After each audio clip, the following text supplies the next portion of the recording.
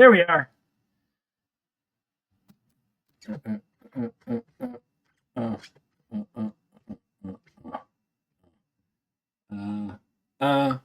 We're back doing the thing, on the Sunday with the thing with the stuff. And I gotta turn off the volume because I'm getting backwash here. All right, rock and roll high school. So this is when we're doing the thing again. It's the fourth time, and we got this one and then one more, and then I'm done with this miserable little whatever the hell it is. So, actually, I was thinking of kind of what this was. Think of this more as like it's not like me playing with myself. I like to think of it more because that's just awkward for one thing. But I think of it more as like archiving gameplay. That's what I'm doing. Is I'm archiving gameplay because there's very little resources for this.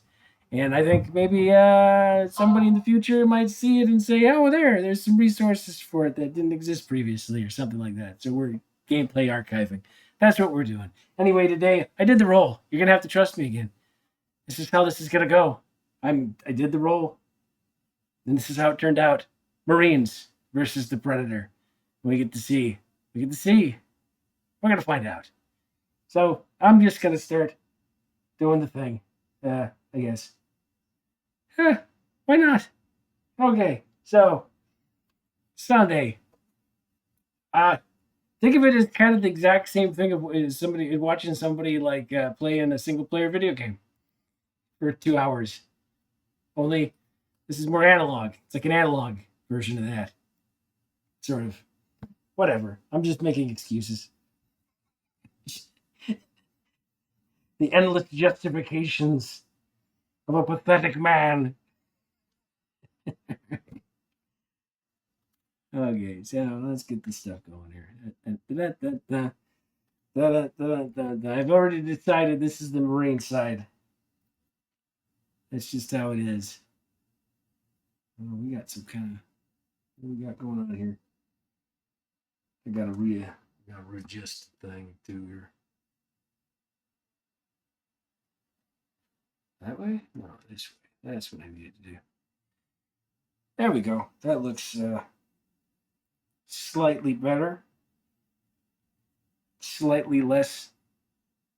It's still not good though. It's still like really awkwardly off center. How's that? You know what? Who cares? Who cares? There's like 3 people that'll watch this. There's one right now. Just one person. Hello, one person. Let me get my chat up in case you chat. What the heck did I do with it? I had it here a second ago. No. There it is. There's my chat. All right, we just bring that up to the top. All right, so yeah, we're gonna do Marines. Marines versus the Predator. Marines versus the Predator. Who do I think will win? I don't know. Probably the Predator. That all making everybody's hand go bye-bye. That's really powerful. And these guys do have some pretty big guns, though. I mean, they might be able to. They start off with something pretty lethal. So I mean, it's an option. There's a chance. There's a chance. They have the ability to win this. All right. And there's Rubble Hills. Push that down. If you watched these before, I'm just going to speed through it. We're going through it. If I need to read anything off, I'm going to read it off. If I don't, I'm just going to book through it. That way, we save some time. All right. So that's all that set up. Boom. Yes, I have my chits already here. And they start with 4 combat pools. So we'll put that over here on our thingamajig over there. So, all right, this one's easy enough. There's the Honored Elder. He starts with a throwing disc and a camouflage suit. Get him all set up.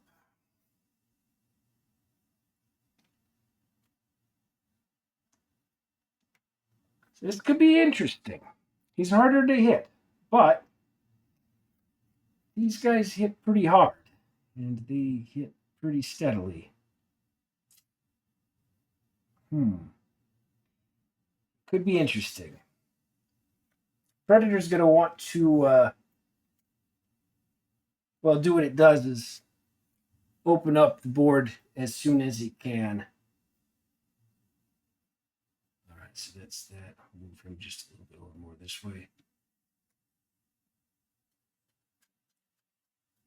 Which is to say, he's going to want to connect it as soon as he possibly can because there's my Rubble Hills.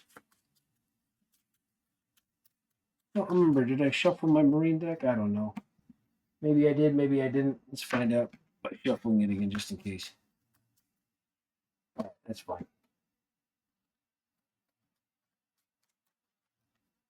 All right.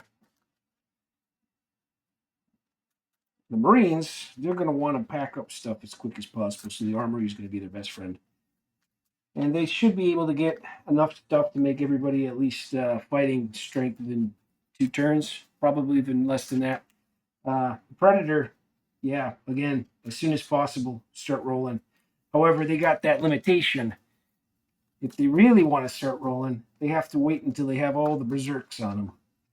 And then he's going to be nigh unstoppable, at least for 1 hit. And 1 kill inevitably also. So it's in the Marines' best interest to also link up as fast as possible. This is going to be an interesting game, I think. This could go either direction, maybe. I don't know.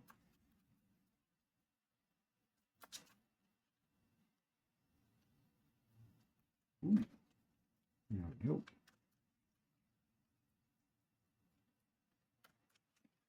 And I do have sound rolling. I do have sound.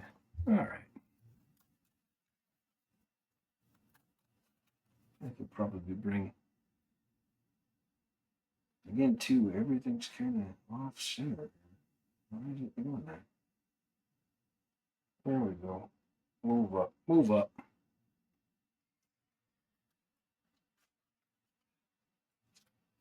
I guess it's absolutely unnecessary. No one needs to see the deck on this side. We'll keep this out here. So the Predator here starts off with 8 combat pools, so we will set that up also. So there's 6 and 7, 8. All right.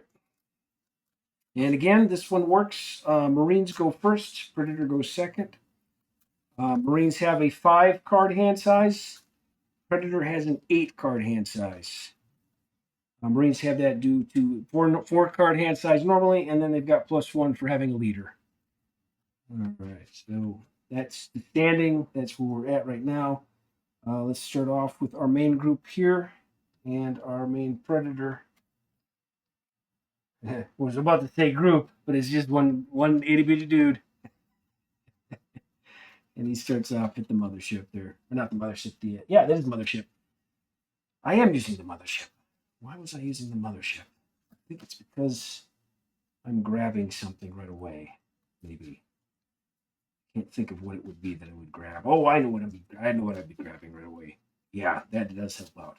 There's a couple things he wants to get, and he needs to get those without screwing around. So, all right, that's enough. That's enough of the shuffle. So, grab the book.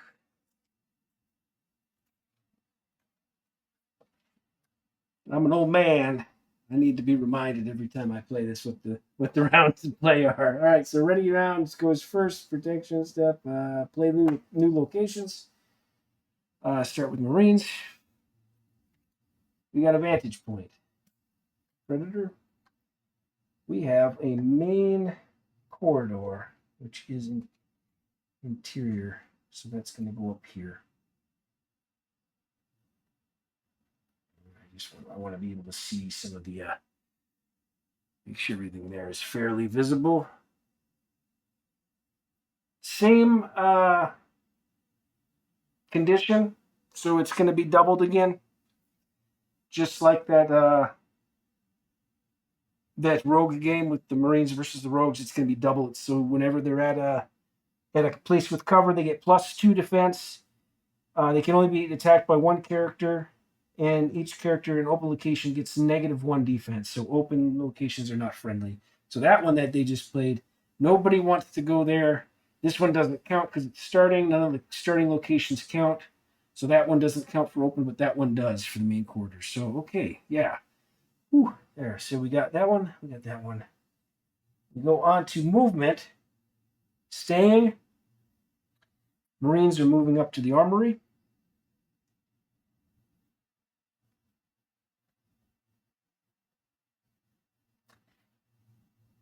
Actually,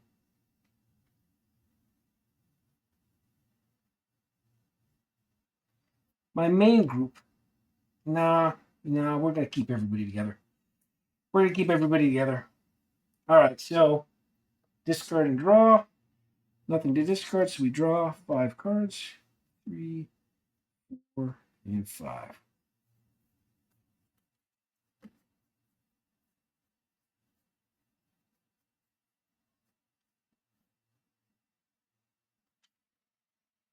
Okay.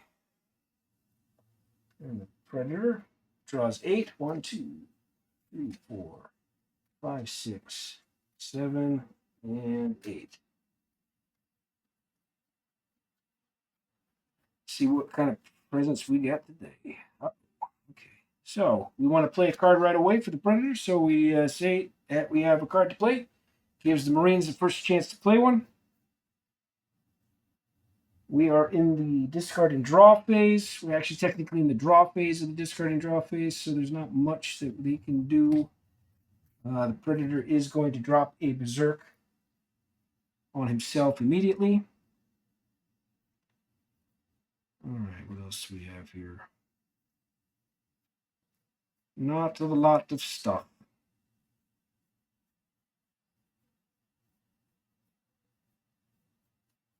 Okay.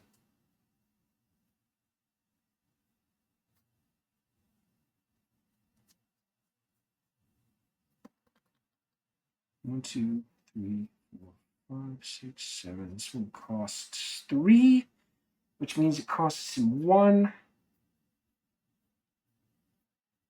All right. So he's going to drop an Overwatch on himself right now. He's going to drop a second Overwatch on him. Neither of these are going to do anything at all. They're basically he's just getting them out of the hand here. The reason for that is,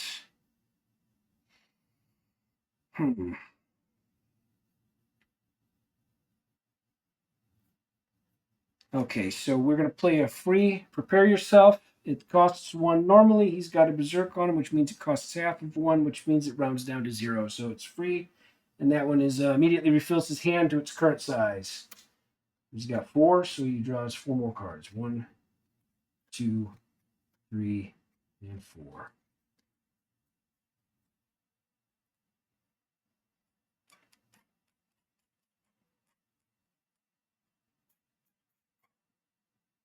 Hmm.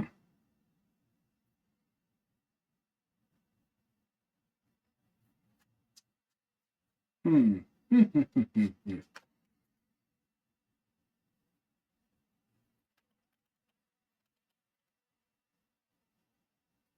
We'll save it. We'll save it till we need it, unless we don't need it. Yeah. It's first turn. I'm not expecting too much.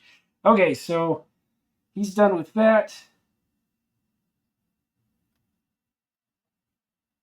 No combat. Search round. Marines are going to search 2, 3, 4, 5. Corporal Mylar here. Mylar.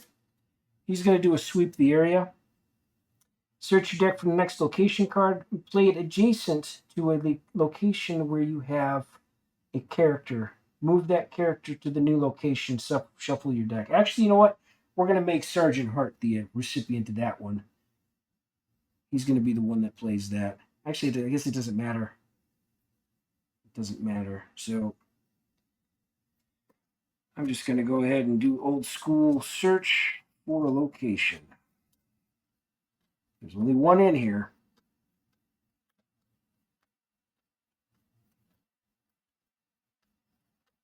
And there it is.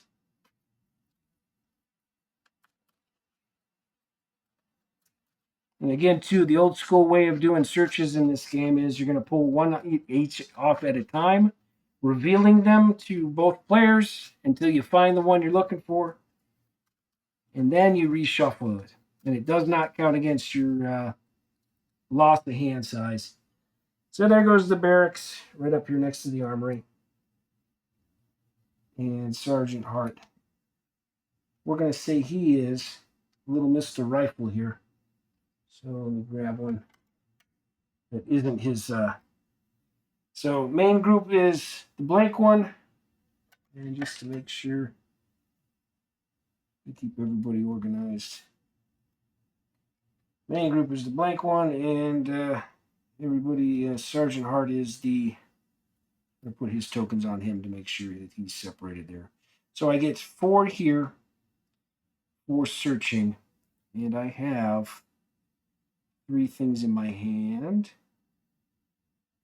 which we're going to search for out of here. So he's going to get that. He's going to get that. And he's going to get that. And then that leaves me with one more thing. Doing the same. Oh, good. Cool. I don't have to reshuffle anything. So that make that easy. All right. That's the end of that search round. Now we go to the Predator. He's going to do a search. And he's got something in his hand that he's going to use. He's going to put on a plasma caster. Right there. And that boots him, so these two, or it rotates him, so those 2 things get discarded. Was not the right time for those.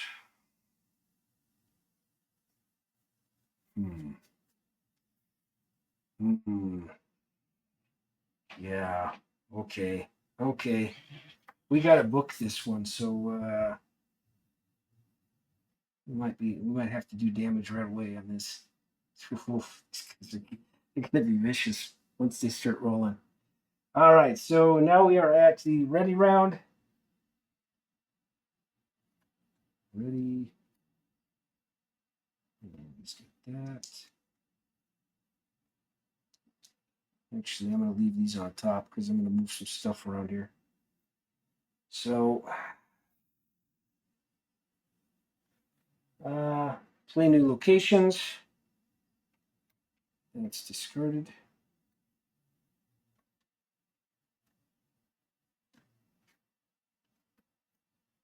Hard point. We're going to stick that right there next to the vantage point.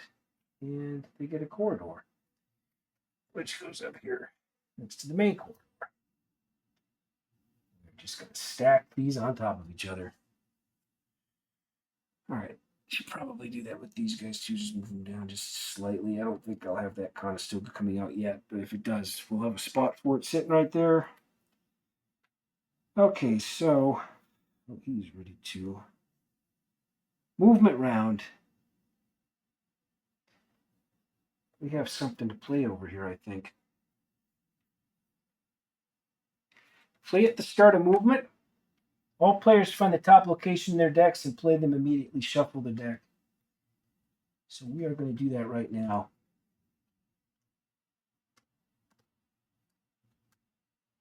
There it is. We got an access space. Marines just did theirs, so they got theirs already out of there. I don't need to do any searching through there. They don't have to get anything. They ain't got nothing. So they are just going to keep on keeping on. All right, so that's what this Predator deck does well. It connects early. So access space, because I can't play it anywhere else. It's going to go up here, and it is going to connect to the vantage point. Yeah.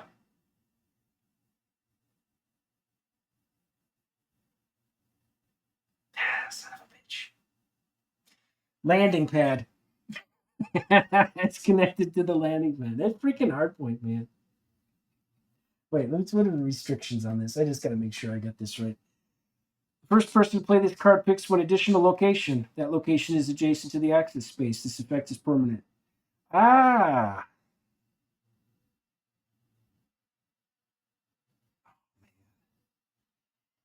Oh, yeah. Landing pad. I think that's where we're at. Oh. Yeah. Okay. So that's movement.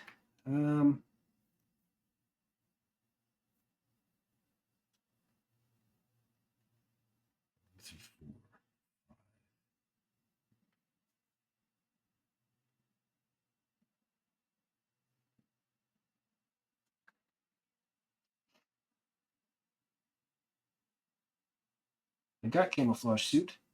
I could do that technically. So you could go 1, 2, 3, 4, 5.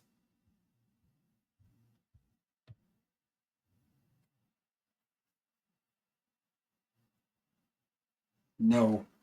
No, no, no, no, no, no. It leaves me vulnerable. Like I have a lay of the land in my hand. I'm thinking about playing it. Permanent, unique. Rotate and play after moving through 5 different locations. Gain 1 at the beginning of each movement round. The problem is though, is he's only got 4. He's only got 4 movement points, which means they would have to play a combat mastery, which means he's going to take a point of damage, which means he's only going to get 4 movement points anyway. So it doesn't make any sense to do that. So, yeah, we wait. We wait. So that can go away. These guys.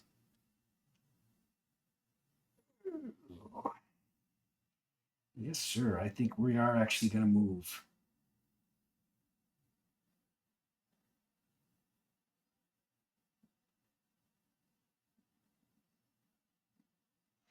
The landing pad is adjacent to him.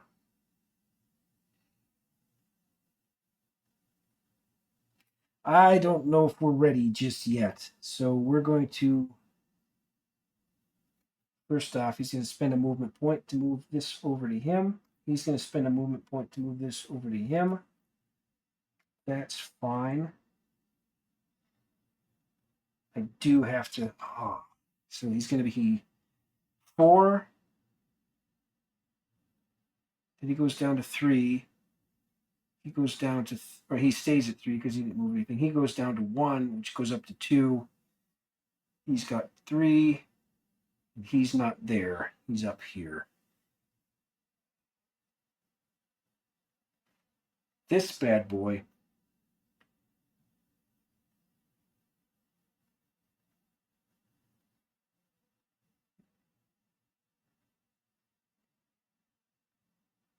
Okay.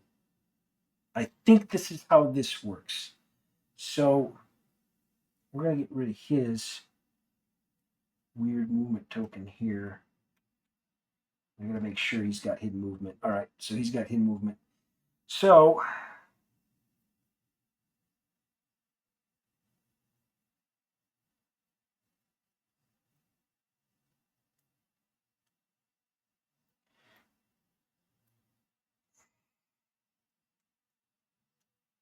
that's staying there.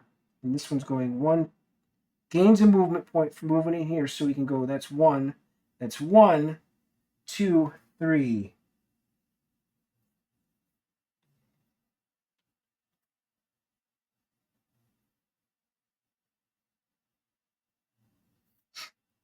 And this guy, I know what I'm doing. I'm going to assume that that's the fake one. Because it is. I mean, it's. But I would also assume because he's got the scope. There's no reason for him to do anything like. Of course, I could be funny, and that would be the fake. Oh, that would be tricky though. That's one of those things you can fake your opponent out. That might be the real one, because if I assume that, yeah, we're getting into the weeds. We're getting into the weeds. All right, so he moved. These guys stayed.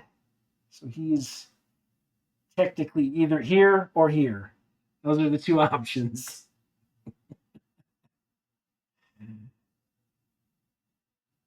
And with that, it moves on to the predator. Does he want to move?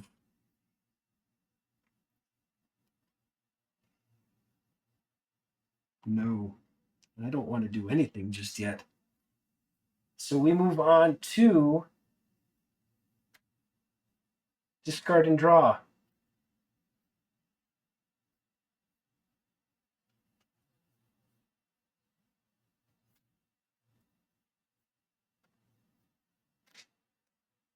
Discard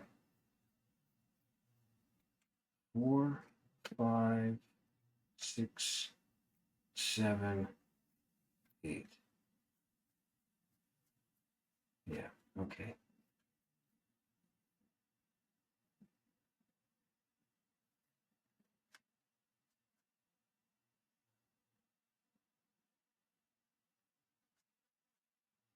All right.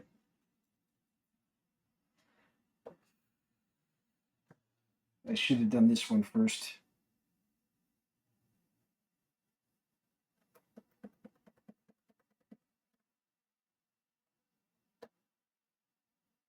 Two, 3, 4, and 5.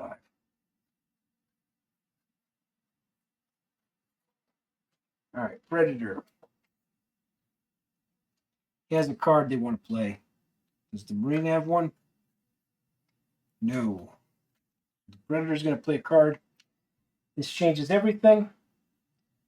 Player shuffles his hand into his deck and redraws a new hand. Costs 3. Cut in half becomes 1.5. Becomes 1.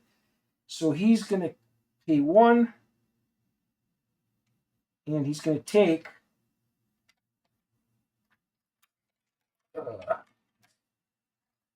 1 point of damage to do that. And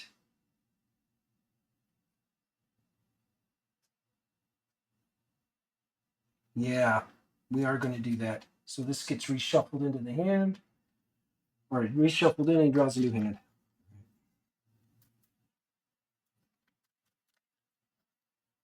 I should have probably used that dwindling options, but I think I might save it for later. I think I might save it. We're definitely going to have opportunity to use it. This is going to be weird. We're already kind of connected here, and I think we are about to see a fight here pretty soon, or maybe not. That's the sucky thing about this Marine deck, is that sniper is nasty, dude. He can cause a lot of mischief. All right, so Predator needs to get rolling quick here because stuff about to go down. I think.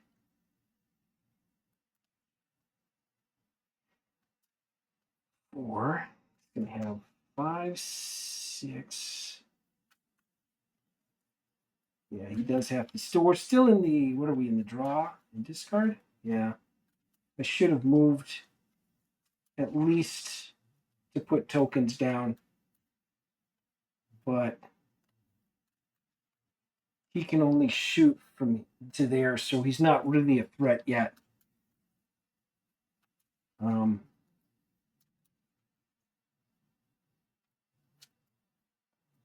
1, 2, 3, 4, 5, 6, 7, 8.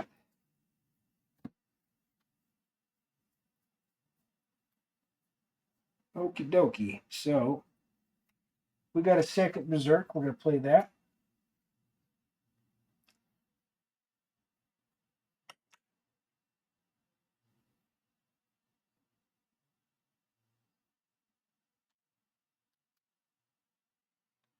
All right. Yeah, I think that's what we're going to do. Okay, so and this is how this rolls. So he now has 2 Berserks on him, so it's halved and then halved again. So we're going to play a second chance, which costs 3 normally, halves it to 1.5, which rounds down to 1, halves that down to 0.5, which rounds down to 0. So it's a free second chance. Let's just take a card from our discard pile and add it to our hand, costs 3. That gives us this changes everything, which we just played. We are then going to pay nothing for that one again and do the same thing we just did. Because that's what this deck does. All right. Oh man, yeah, this is going to be interesting. I do have to get rid of that token though, so you might have to burn an attack just to get rid of it. Because otherwise, it's going to be shooting at me every turn or every other turn.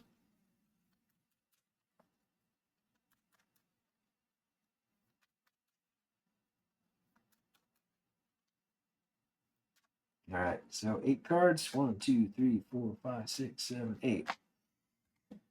Okay, what do we got? What prizes? Not what I was looking for, but I did get another This Changes Everything. So we're going to do that again and reshuffle. Actually, before I do that,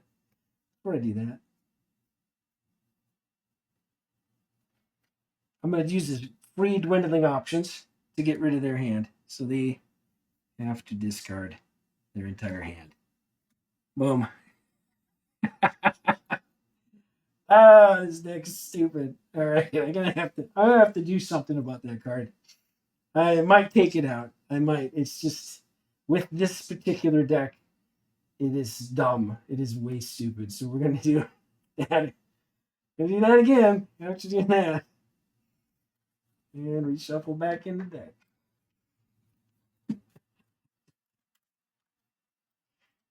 And again, he's looking for 3 of the berserks. That's all he's doing right now. He's just searching out for the berserks. Because then he can start rolling with his juggernauts and his combat masteries, and he'll be unhittable for the most part. And he's going to instant kill anything he tries to shoot at for the most part if he uses the throwing disc. Oh, geez. Okay, so 1, 2, 3, 4, 5, 6, 7, 8. Okay.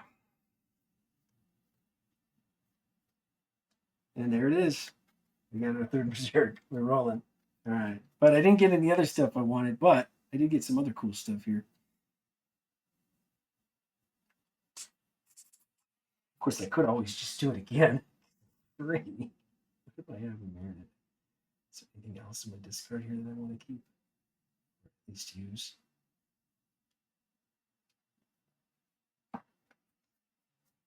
Ah.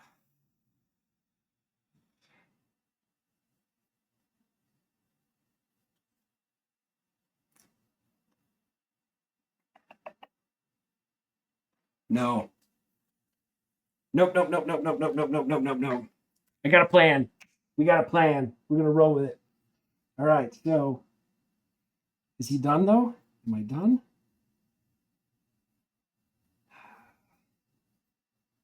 It's the one thing he needs though. He needs to have. Yeah. You know what? I am gonna do it. I am gonna do it. We're gonna do second chance. Grab it. This changes everything. We're gonna play another. Just stupid. It's just stupid. It's just dumb. It just keeps going too. It's just never ending. It's the never ending loop of let me just keep doing something over here forever and ever. Well, it does eventually come to an end because he runs out of those cards. He runs out of this, changes everything. He runs out of the other one with a second chance, and then he's got to wait for the by that time he's already refilled. So I mean, it's just dumb. Okay, we're gonna call that shuffled. All right, 1, 2, 3, 4, 5, 6. All right. Ah, yeah, okay. Okay, yeah, no, that's really good. That's actually really good. All right, now that's exactly the kind of hand that I'm gonna want. All right, this looking good for the Marines. They gotta get this together like right now. All right. Okay, so they gotta get their stuff together. They got nothing in their hand. He just made them drop that. They lost that advantage, but they can still do.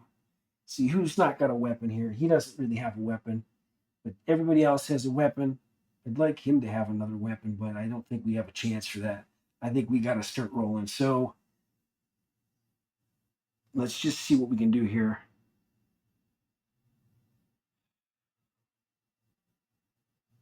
That's not going to help me. So 1, 2, 3, 4. All right. Oh yeah, what are we on now? That was discard and draw. No combat. He's not close enough yet. He could take a shot if he was one closer. He could take a shot, but he's not close enough yet. So no combat. And then we go to search round. Predator is going to search for something. I'm looking for something specific, but we'll take whatever we can get. And these guys are going to search. He is not. He is not searching. All right. So the Marines.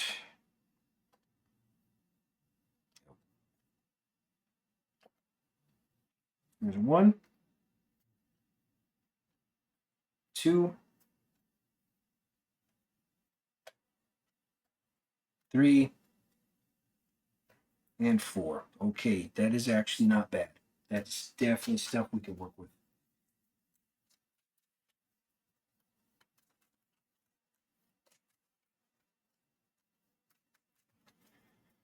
All right.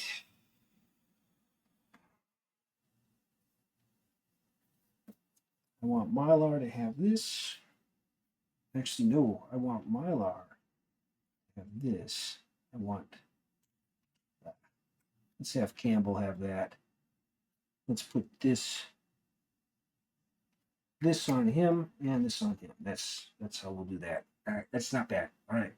We got some really decent stuff there. Everybody's for the most part now armed. Armed. Yep, we are ready to start rocking and rolling because I don't think we have much chance here or choice. So, oh, what the hell? iTunes, go away. Okay, so,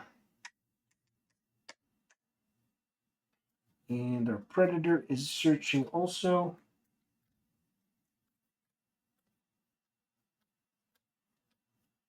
And he got the wrong thing. That's okay. That's all right. He's already rocking and rolling. He's not going to need a whole lot of extra stuff here. However, yeah. Okay, so we'll just keep that on him just for fun. All right, so now we're down to. Okay.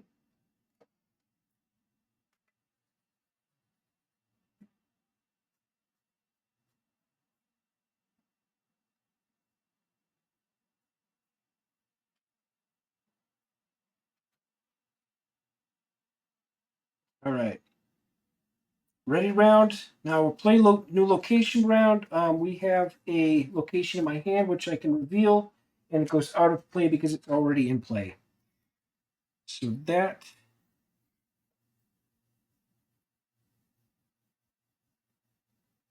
And because it's not distinctive, it's considered to be an identical location to the one that's already on the board.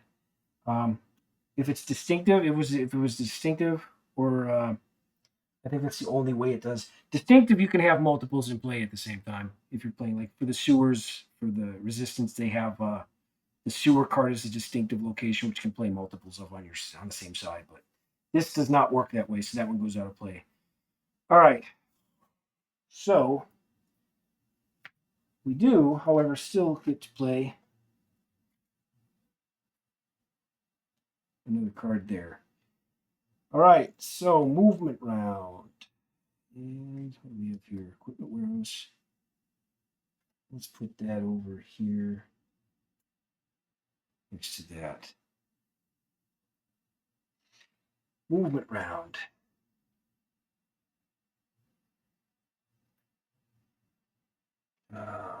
Yeah, we might as well. And our main group 3, 4, 4, 3, 3, 4. So 3 is as far as these guys can move. So they're going to go 1, 2, and 3.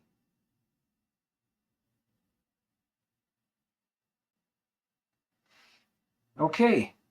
And the predator.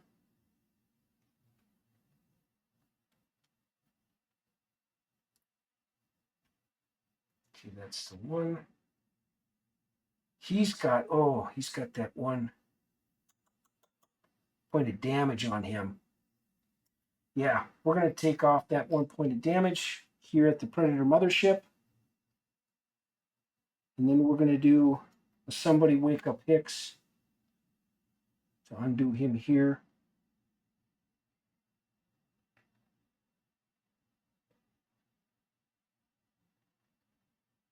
And then we're going to play a second chance to grab Somebody Wake Up Hicks back. And then we are going to play a Combat Mastery. Spend 3 or 6 to add 1 or 2 to character's speed, power, and rolls to hit. Lasts 1 turn. So this is for the full turn.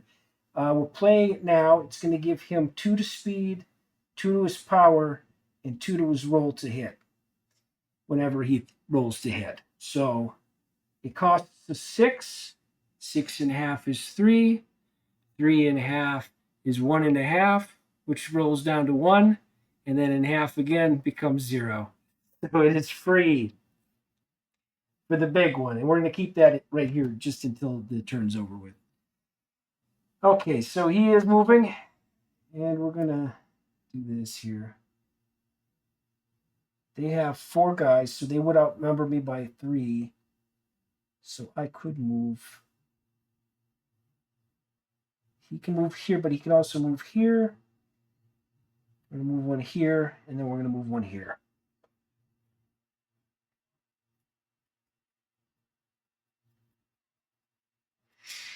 And you know what I'm going to do here?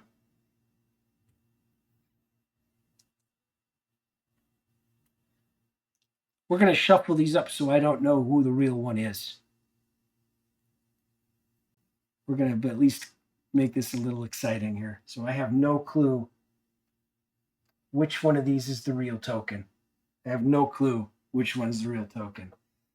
Because we're about to go down. It's about to be fight time. It's fight time. So, okay.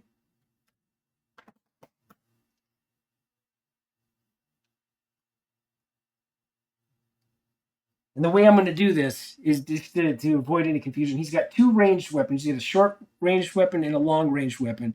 He's going to declare hidden ranged combat, and then we're going to flip to reveal, and then we're going to choose which one of my ranged weapons, because one's long range, one is short range. And from either of these positions, we'll determine. Now, if this is the real one here, he's in trouble because he can only shoot at this guy, and he's not going to do anything because the real one's over here.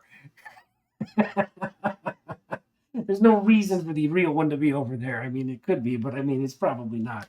In any situation, he's going to be in safety when shooting from his token. So, I mean, it does still give us an option, but it will kind of stall us for a turn, and it gives the Marines a chance to outlive this barrage that's about to hit them. So that's the reason we're doing that, if in case that is the real token. If this is the real token, he's going to shoot some people over here. He's going to skip that. And if that's the real token, then he's going to shoot some people over here. So that's how this game is going to go down here now. Oh boy. So now we are on to the movement's been done. Discard and draw. Let's do this.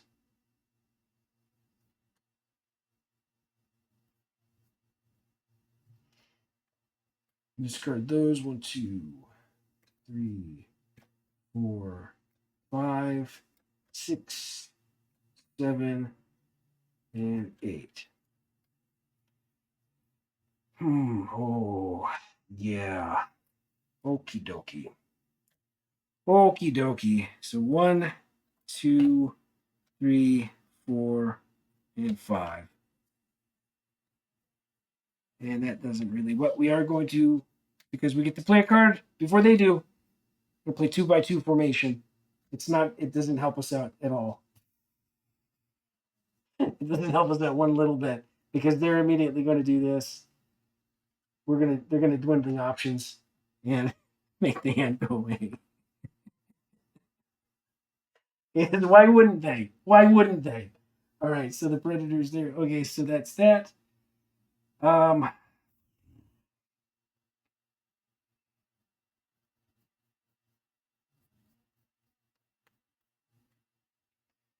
Okay, so discard and draw is over with.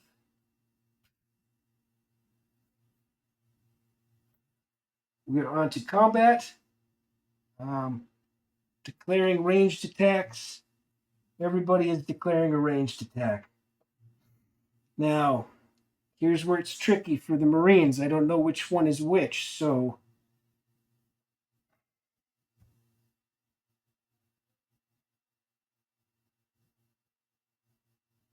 actually, we do these simultaneously. Yeah, so here's what happens.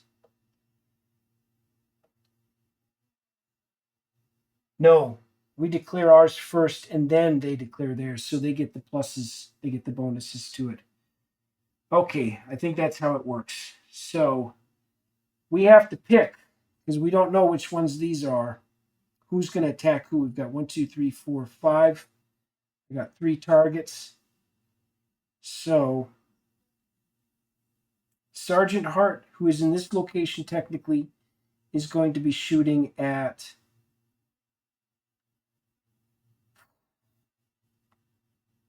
this one.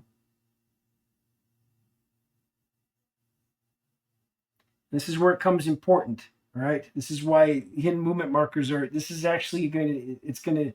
This is the best case scenario for showing how hidden movement markers work. So he's declaring an attack on this one. All right. That's this guy here, Corporal Myler, who's in this location with the main group. He's going to attack this one here. Same with Lieutenant Campbell. They're both going to attack that one. These two guys are going to go long range and attack this one here. So these two are on this one, he's on this one, and these two are on that one. We've declared our attacks. Now, the Predator declares his ranged attack, but he does it later. So he has to reveal his location. Now, this is where it gets fun. We get to find out who was targeting the real and who was targeting the fake. Oh, isn't that interesting? So our group here of, I think it was it these two? These two, I think. Yeah, Mylar and Campbell were targeting the same location. And Hart, so these attacks that they declared, they just fizzled out. They don't get to redeclare their attacks. That's the importance of these tokens, or one of the importance. Now, the other importance, too, is if I didn't declare an attack, he would get an additional +1 to his defense. But now he would be a 4, 5, 6, 7, 8. He would have been an 8 to hit. Now he's just a 7 because he's a 4 speed, +2 for combat mastery, and +1 for the camouflage suit. And you only get to count one of the camouflage suits because you can't use 2 of them at the same time. So, and the reason why you get 2 points normally is because this gives you a natural +1 defense. Whenever he is allowed to move, the owner may use hidden movement with 3 markers. So that's what we've been doing. So he gets a natural +1, but hidden markers get a natural +1 defense automatically on top of that. So that's any hidden movement marker. So that counts for him also, which will not say on his card whether he gets pluses to it. So he does have a +1. So he would technically be a 3, 4 to hit. All right. So Honored Elder can shoot at who he wants from this location. He's got it shot with the plasma caster. He's going to start targeting people. He's shooting Perez first with his first attack, but he's not done.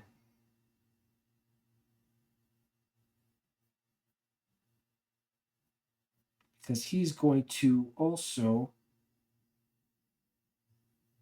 1, 2, 3, 4, 5, 6, 7.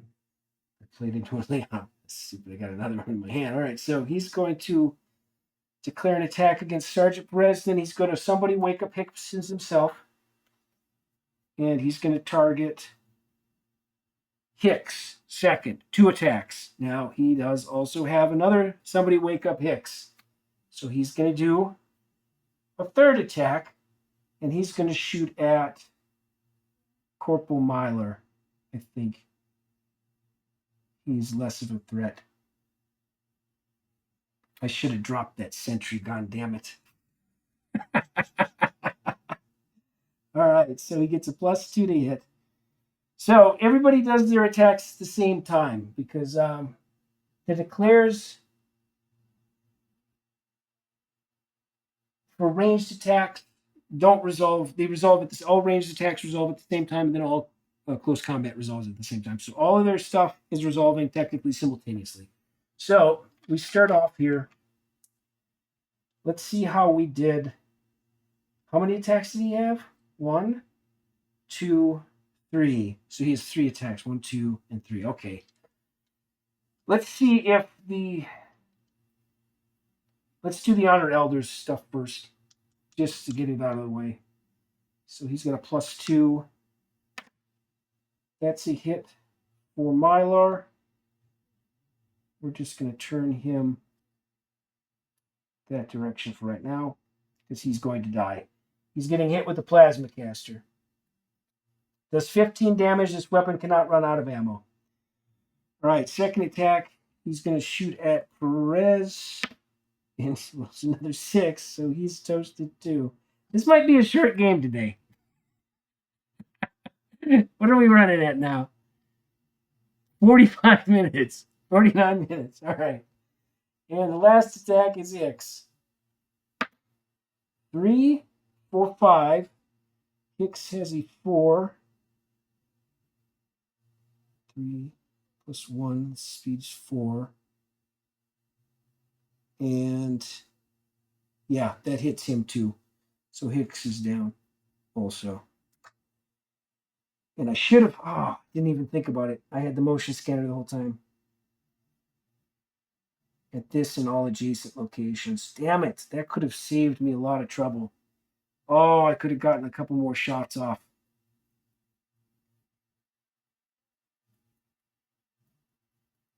Do I want to do it? Do I want to give it the chance? Yes, I do. Because though he has 2 attacks coming at him, this would allow me to have one more attack on him. So I am going to do, actually, it would allow me to have 3 more attacks on him. No, we're going to play it as it is. We're going to play it out because I screwed that. Oh, no, I want it to be the best it could be, though. All right. Yeah, no, we're just going to say that all attacks are targeting the correct marker. I'm just going to do that. We're going to do that way. We're going to do that way. We're going to assume that we use the motion scanner. Damn it, I should have used it. I remembered it.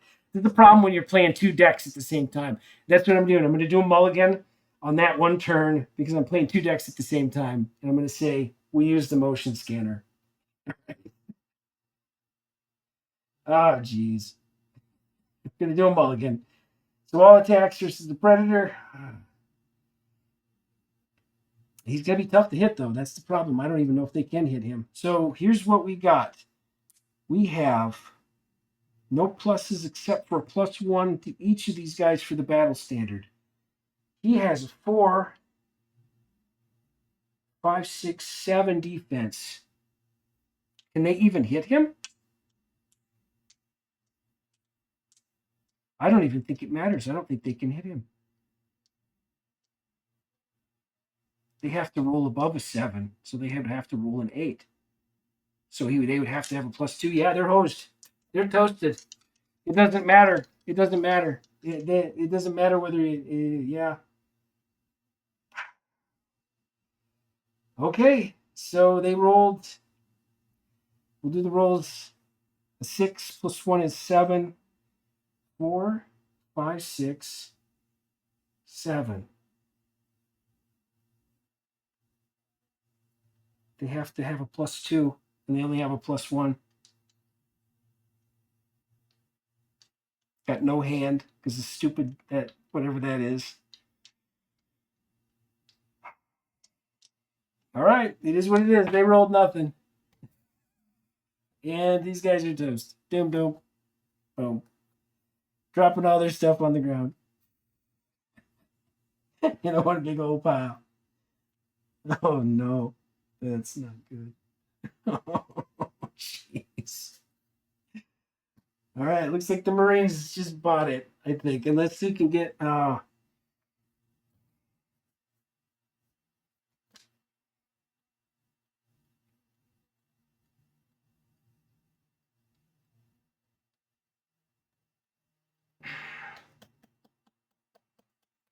These cards have to come out of the deck. The dwindling options have to come out. It's not an even fight. They have to come out. Oh. All right. We're not playing the next dwindling options. I'm just not going to do it. So we're going to the ready round. And that goes away. Okay, so that was the thing. You know,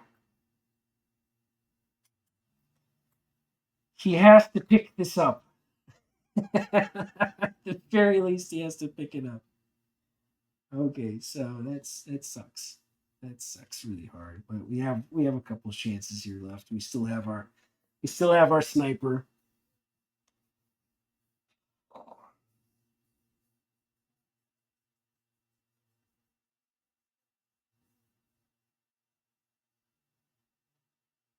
All right. So that was that. Okay, so we are at the ready round. Let's do okay, there's an alleyway there. Over on this side, there's we'll put our Conestoga class right down here. The reason I didn't even do the damage for these guys, because they 4, 5, 6.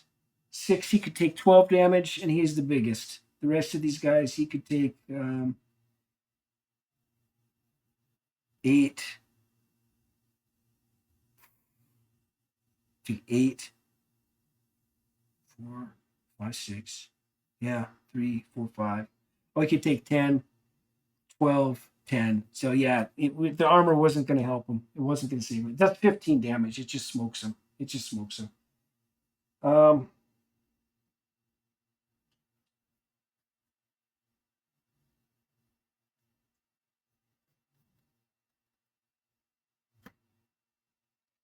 movement round. I don't think I need to. I'm just going to stay right there. Oh, actually, no. I am going to move. So we're going to do that dance again. That's 1, 2, 3. Is that right? No, that's not right. That was the right one. There we go. All right, now I'm shuffling these up. Now he doesn't have to worry about outnumbering, so he can go wherever he wants. I don't want to look at which is which. But that just basically means Lieutenant Campbell has to spend a movement point to pick up 2 items. So I just looked at it again. I just did it to myself twice. All right, here we go. So we're going to put 1 here, 1 here, and 1 here. We're just going to do the same thing. Oh wait, I have to move these guys first. These guys are they gonna move? Yeah, actually he is gonna move. He's gonna pick up the battle standard, and he's gonna pick up the motion scanner. And he's gonna use the motion scanner right now. And he gets to look at these 2. And those 2 are duds. So he's gonna use his last movement. So he's got 2. It costs him 1 to pick up any amount of equipment. So he's gonna move his last one there.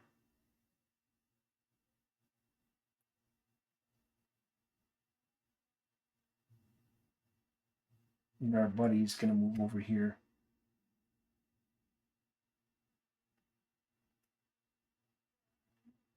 Actually, no. Let's do that properly. He was located. I have to move these guys first. So let's start off that again. So he's off here at the corridor, and he's at the docking bay. All right, so he moved second. So we're moving. He picked those 2 up. He's moving here, and this guy's moving here also. Because that battle standard is any Marines at that location. Which means he still gets that bonus because he's shooting at that location. It's a loophole, but it works. All right. So then we move our predator, and that's what we're going to do then. And then we do this. And then we do that. And I look at that one, and I'm just going to leave these flipped up so you can see what I see. So there's our main guy sitting right there. And we're sitting right there, which is fine for him and fine enough for us. Okay, so we done move.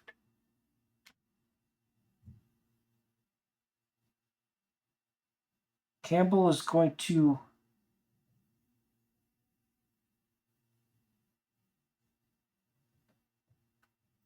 drop his sentry gun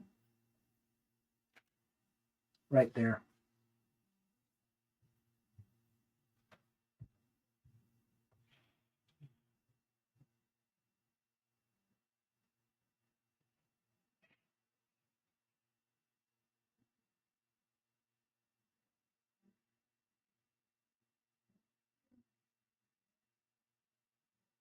When does that drop? Rotate owner and drop item to activate. I can do it whenever I want. Okay, yeah, that's what I'm going to do. Ooh, back spasm. All right, so we dropped that, and now we're on to discard and draw. So 1, 2, 3, 4, and 5. 4. I forgot we lost our leader. All right.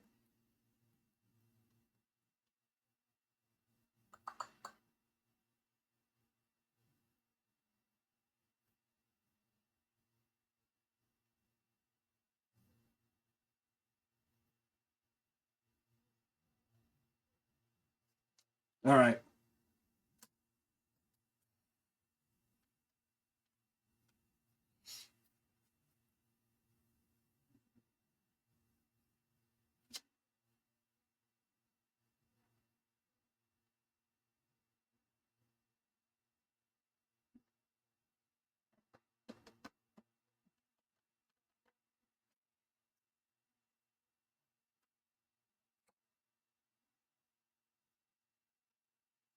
I should have remembered that, but we'll pass on it for right now.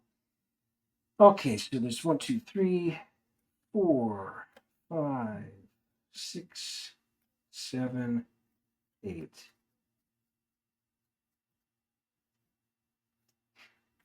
All right, so the fun thing about combat mastery,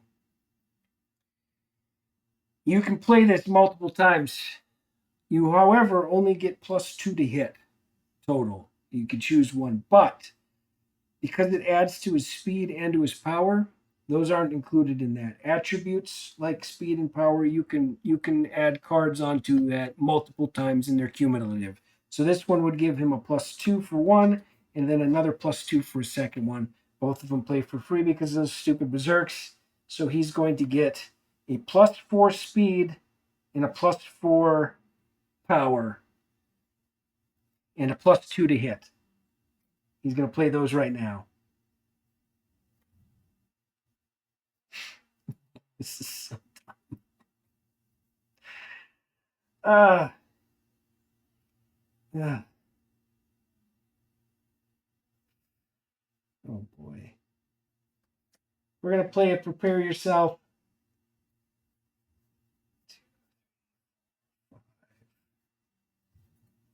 Which is gonna let us draw 3 more cards.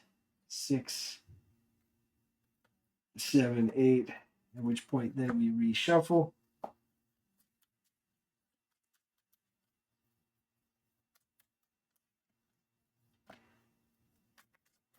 And we go down to 7 hand size.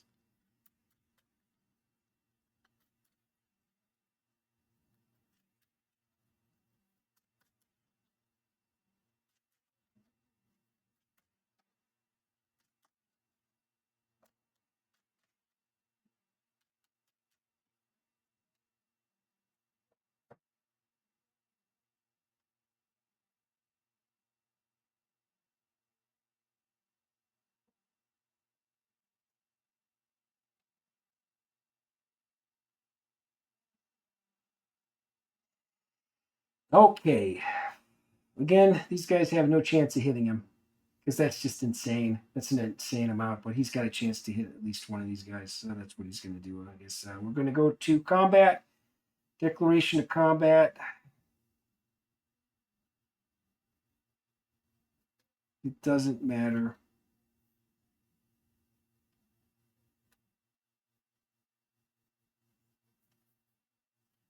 It's going to make it icky that battle standards become a liability.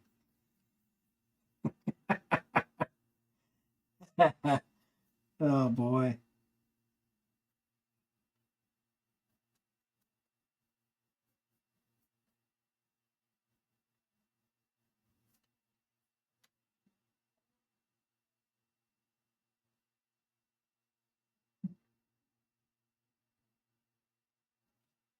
Declaring an attack. And he's going to declare an attack too.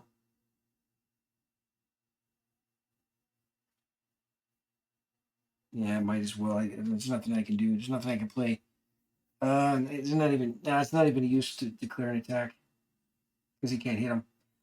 4, 5, 6, 7, 8, 9.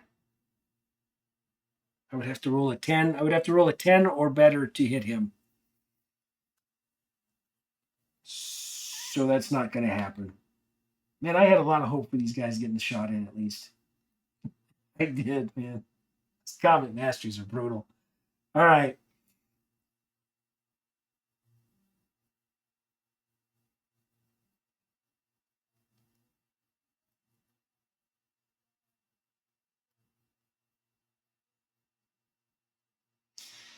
Shooting at this guy. 4, 5, 6. Campbell's down. Which means he's now got a permanent -1 because that battle standard's over. It's over here. In a pile of crap over here. And he's over here. So he loses this token because that's all of those guys. Those guys are done. All right. Brains are out. Stack of crap right here. And we're going to put that battle standard right on top just in case we get a chance to pick it up. All right. So, which is probably unlikely because he's going to come. He's coming this way. Oh, boy.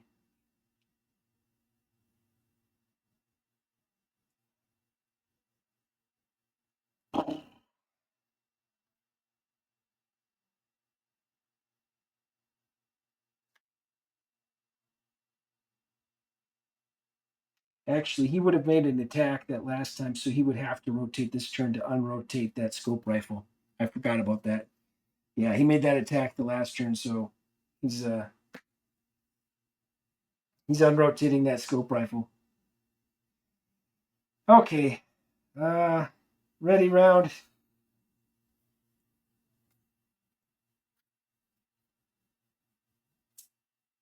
Steel mill. I should probably just call this is pretty much over, but let's find out what happens. I'm kind of curious. There's an airlock.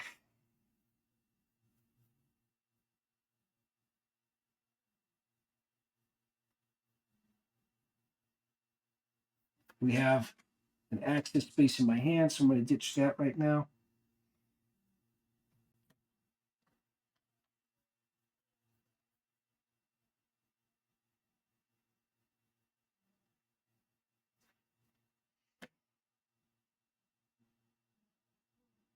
Movement.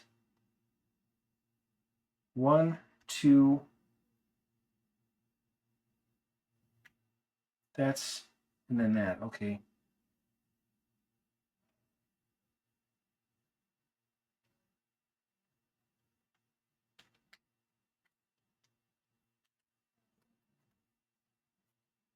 These are gone.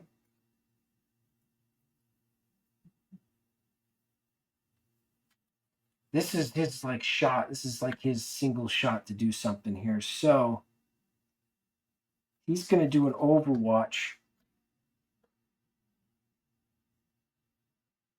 He does not have tactics, so he doesn't get the +2. He has an additional +1 from himself, but he has a -1 from the battle standard. So he's shooting at it. He's shooting at a normal. He's shooting because he has revealed himself now. He's shooting at a 5. If he rolls a 6, we can hit this guy. We can draw some blood. We can actually do some serious damage to him if he rolls a 6, and he doesn't. You're one shot, man. There's nothing he can do about that except suck it up. Uh,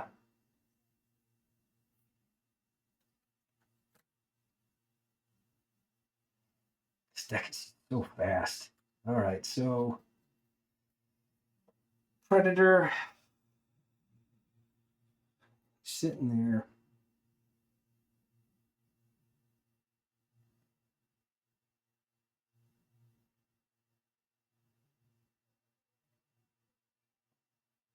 He's moving here. He's going to play an Overwatch of his own.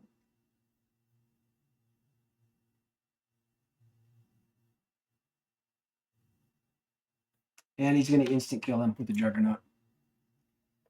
That is game.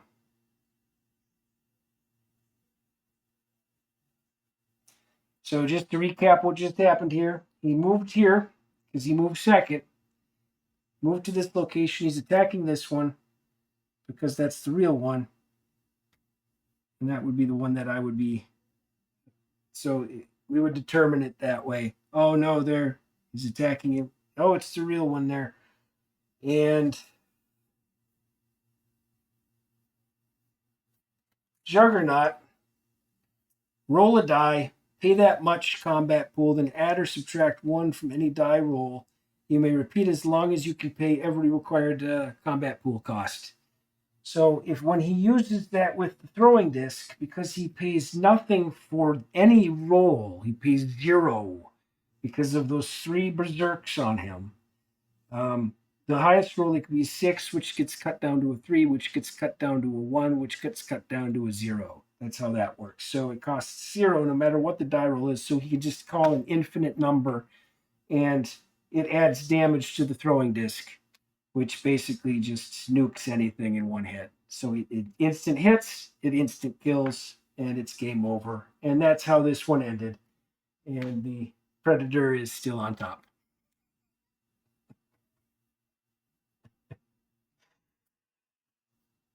Yeah, this is a nasty little deck, man. All right, so that's yeah, that was that's a record breaker. That one's what did we hit? Like an hour and 11 minutes? Yeah. Cool. Yeah. That's what it is. 9, 10, 11. Oh. So I have an option now because we have enough time to go through and do the last game if I want to and find out who the winner is, which I think is probably going to be the Predator until I fix this deck, which needs to be adjusted. So I think, that's not such a bad idea. I think about 9. Technically, I have still about 2 more hours that I could do this for. Yeah, we can do that. So the Marines got knocked out. Oh no, too bad, so sad. They're actually a pretty good deck, but in this case, wasn't enough. Wasn't enough. So just gonna clean up my garbage and take my toys home. All that stuff right there. And that stuff. Thank you, Juggernaut back. There you go. Put that in there. Put that. Stay. Stay. And stay. No, let's go back. Let's go back there. Let's go on that deck. Marines could have used a couple turns to bulk up, but really they were ready to rock and roll. I mean, there's that card takes away their hand. It takes away a lot of options.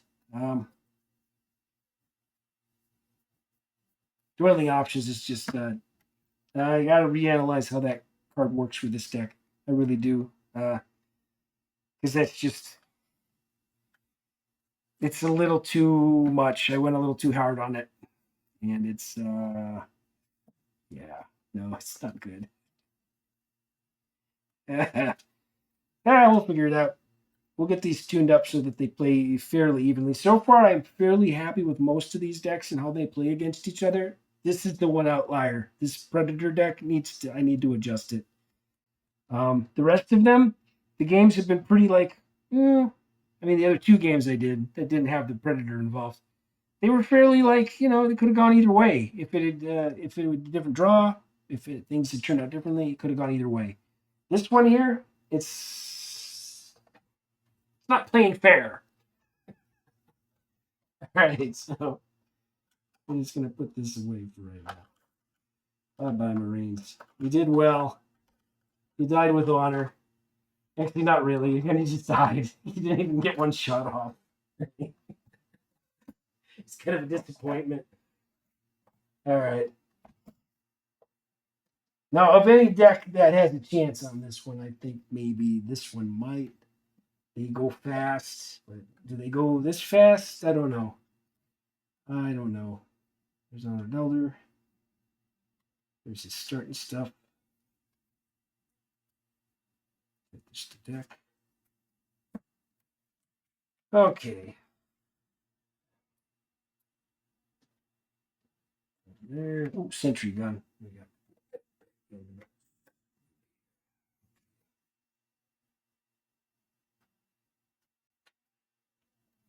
There's Roll Hills.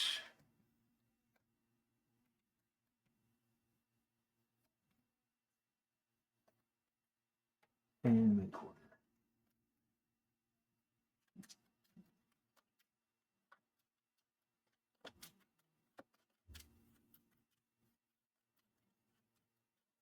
So I'll have to adjust the title of this. It'll be the last two games.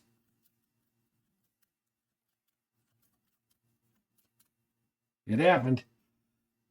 It happened. Okay, so our main badass here.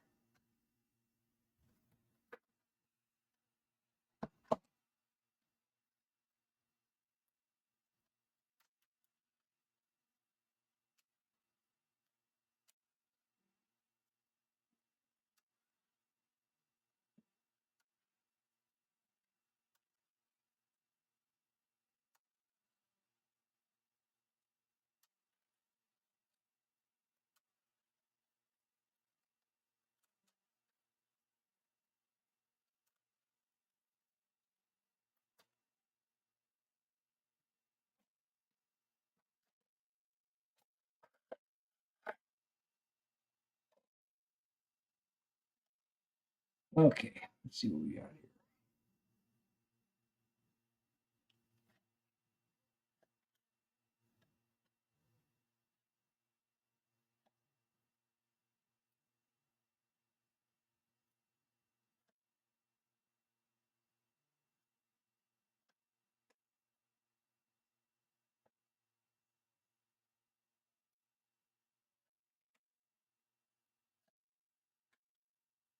And Firebase Delta. Protection.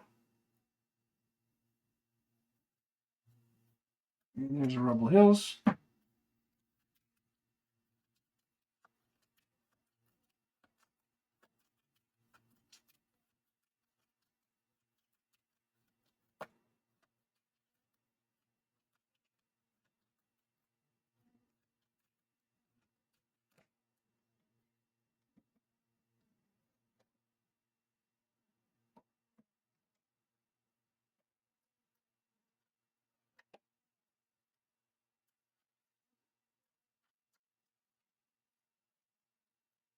Yep. At that point when I got quiet because I was shuffling. But here we go. We're going to try this out. So I'm going to play the Predator deck. The dwindling options. Here's what we're going to do with that. Because I've been thinking about it for a second here. We're going to have to pay full price for that. If we want to get rid of 5 cards, we're going to have to pay all the combat pool because we might be able to get one of them off then and not, get infinitely every time the card happens. That at least will give this deck a chance to at least have cards in its hand that it can play. So that's the plan for that at the moment. I think that's what I'm going to do until I can figure it out a replacement for that card. I think it's got to come out. I'm not even sure if that's going to weaken it up enough, honestly, but we'll try it out. We'll take that card out and figure out what it is. But for right now, I'm going to say, for the ruling's sake, I can play it, but I have to pay full price regardless of the berserks on him. So it's just going to be one combat pool per card, no matter what. As for that, everything else is working as intended on that. So we'll see what happens. All right, so move these guys up a little bit more. This one's got a weird thing going on. We're going to be able to soak up one hit for the most part with Garston as long as I keep him ready to rock. We start there. Predator starts there. Resistance goes first, and then Predator. So we will do Lock Storeroom. I'm going to stick that right up here. It's not going to do us any good. Predator Ship. It's an illegal card. Can't be played yet. There's nowhere to attach it to.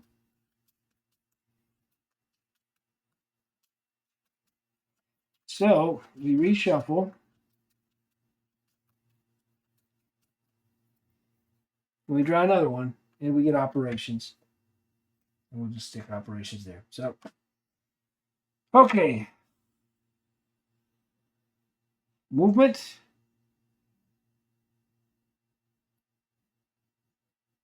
All right, so let's do this. I'm going to keep those on him. And then we're going to have a second group.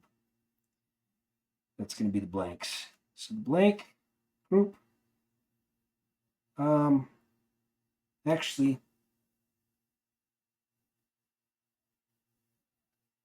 Major Wigs is going to be the blank. And the rest of these guys are going to be the rifles for right now. So we'll just we'll make him the leader of the rifles. So this is going to be rifle group, and she will be the blank group. So rifle group is moving up to the armory. Wigs is staying here. Predator's staying right there. So then we go on to discard and draw. 1, 2, 3, 4, and 5.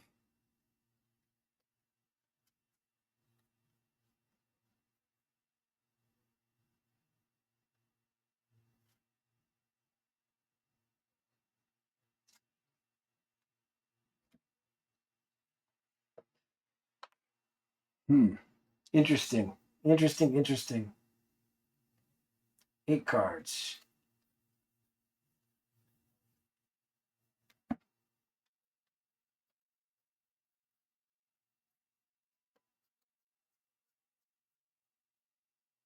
Okay, we got a card to play here. Let's find out if these guys have a card they want to play preemptively.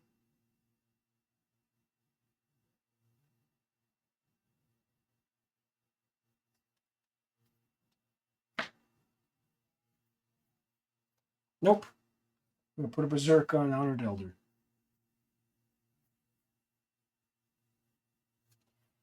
Forgot about that. He starts with 6, 7, 8. And these guys start with 4. Combat pool. All right, so I think we're all set now. Okay, so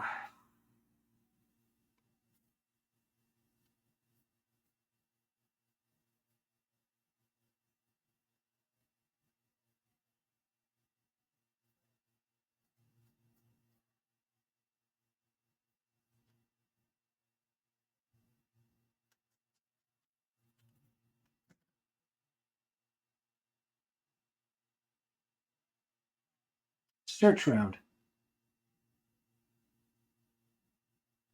Because there's no combat. So she's searching by herself. We're going to do hers right away. She's looking for a resistance private.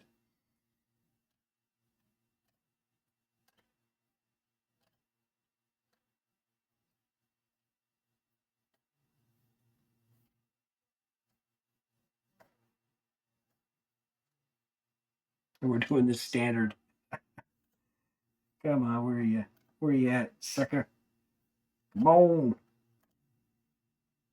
Nope, nope. Nope. Nope. There's one. All right. Bingo. He comes into play. Ah.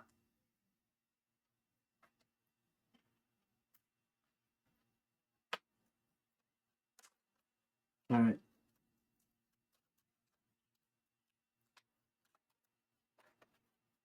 I believe he comes in.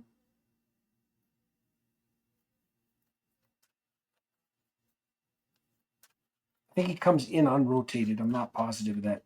I think it's only the Terminator stuff that comes into play rotated. But I'll have to double check that in the rule book. But I'm not going to go pecking for it right now. That's going to take up too much time. So we're just going to say he comes in unrotated, doesn't do anything. He can't do a search himself there right now. I don't think I have anything to search in my hand that he can find. Yeah, he could find something there, actually. We'll say he searches too, and he finds that. Military arms can be found there. And that is weaponry. And he can find weaponry there also. Okay, so yeah, we'll find that there. We'll find some armor piercing rounds. It doesn't do him any good, but it gets it out of my hand. These guys, 1, 2, 3, and 4. And we get to find, there's 1, 2,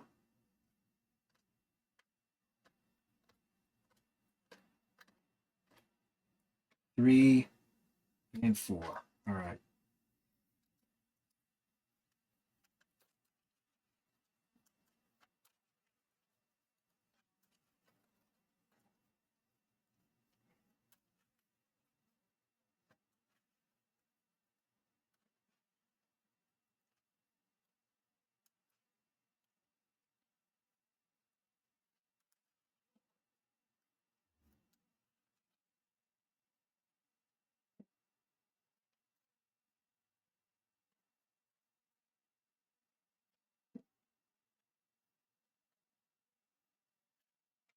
Give him that.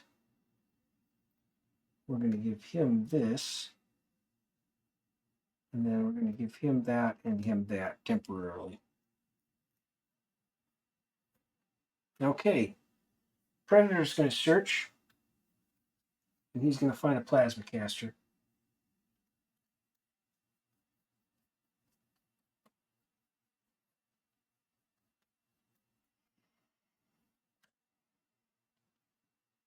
And we are now on the ready round.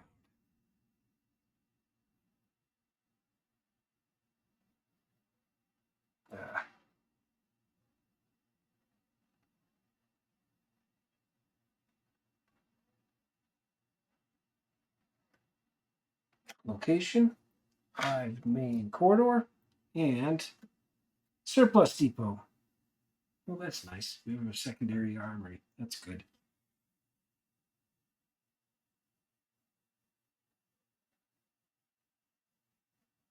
Okay, movement.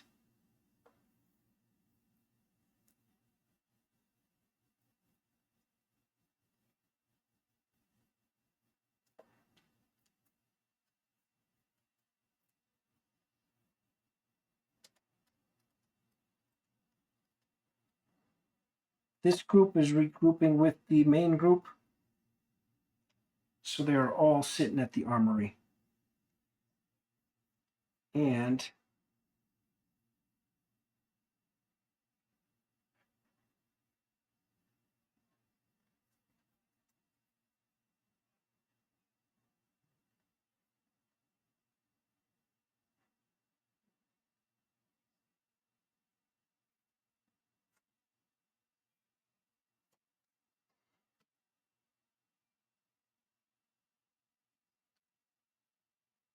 oh, actually, before we do the movement, we're dropping a sewer instead. Right there. She's got a 2, 3. She gives +1 speed, so it's 3, 3. So they can move. 2, 2. We're moving everybody up to the. No, not everybody. We're moving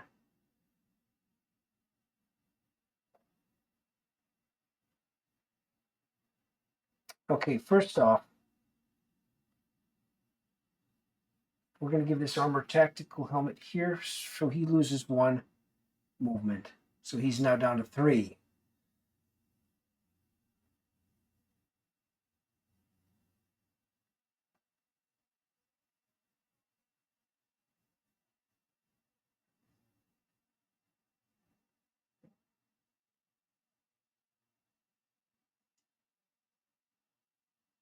We're going to give him this also from him, so he's down to 3. He's still down to 3.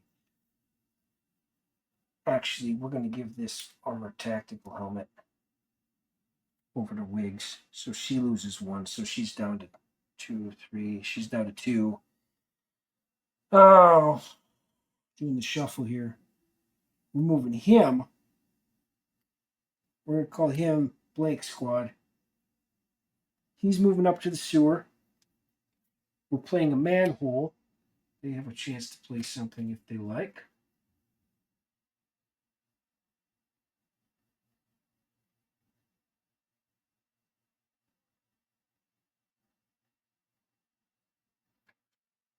Play at the start of movement. I forgot to do that. We're actually going to do an access space at the start of movement here. So he can play that at the start of movement. We're going to call that location is adjacent to the armory.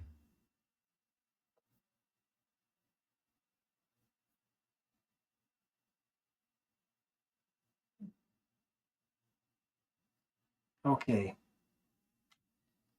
This squad is moving up to the sewer up here.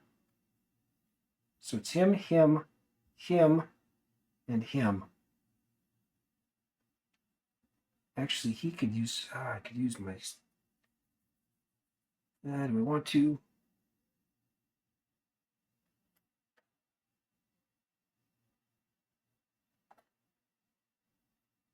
No, he's moving up with the rest of the group, and then he's doing this reinforced hard point. We're going to drop that manhole is adjacent to docking bay. One exterior location is now considered adjacent to all sewer locations. So this is adjacent to that, and we're putting in, he's rotating to put a reinforced hard point in between the manhole and there. Okay, so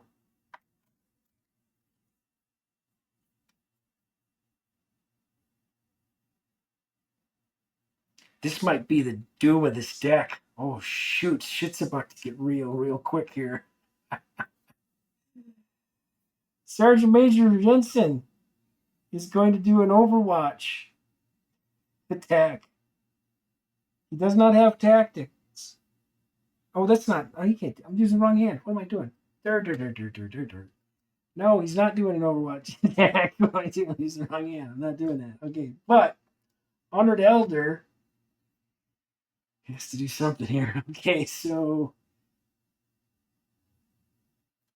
he can't get through this way because of that hard point. But he can go the long way, but he doesn't have enough speed. So he's got 1, 2, 3, 4. He could end up there, which puts him adjacent to the armory, which is not a bad idea. So we're going to do that.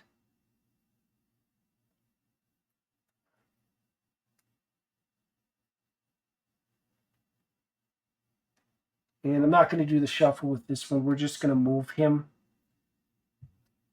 so that he is at the arm. He's at the access space there because this is and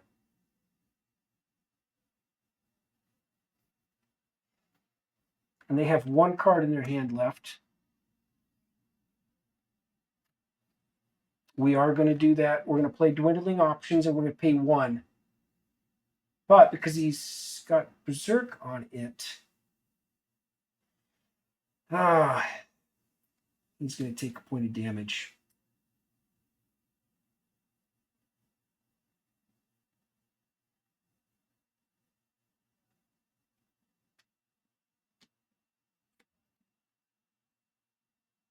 He's actually in a tough spot right now. We're not going to do that. We're just going to sit there. Actually, no, we are going to do something here. We are going to do a that costs 1, 2.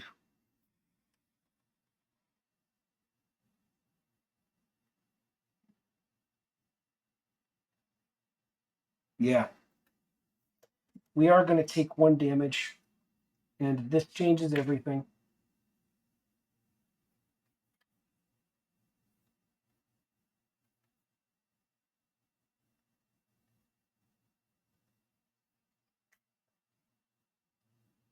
That's the reshuffle and the redraw. This is going to be spicy here.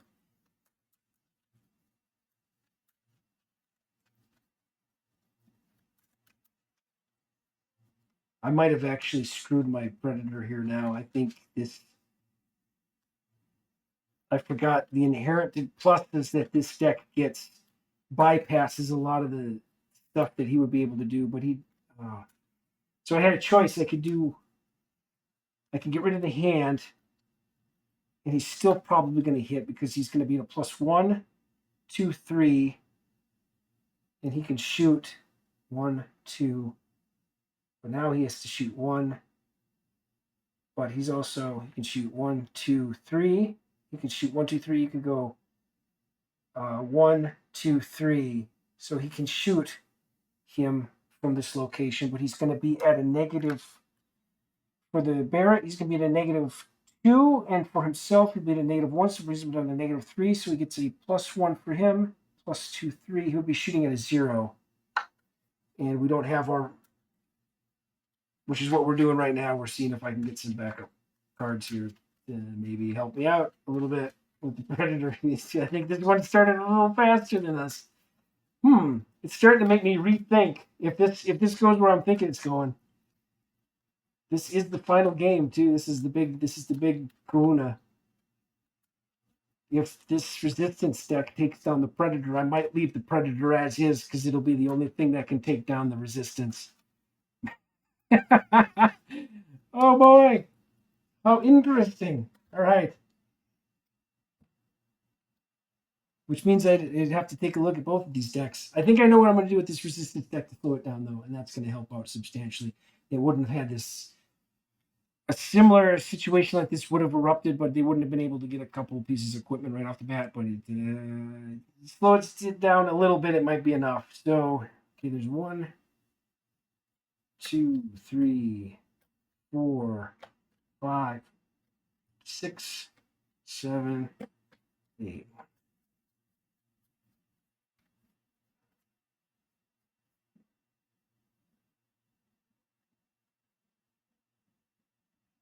Okay, he doesn't have any pluses. 4.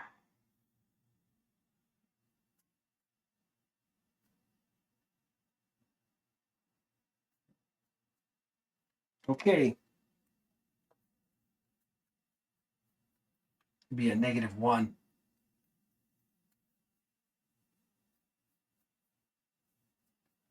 I should have done that without moving.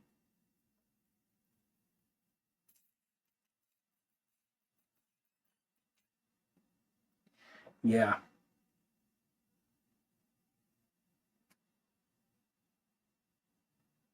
We like where those two are, but we're going to keep him here, and then he's going to rotate to get rid of that damage.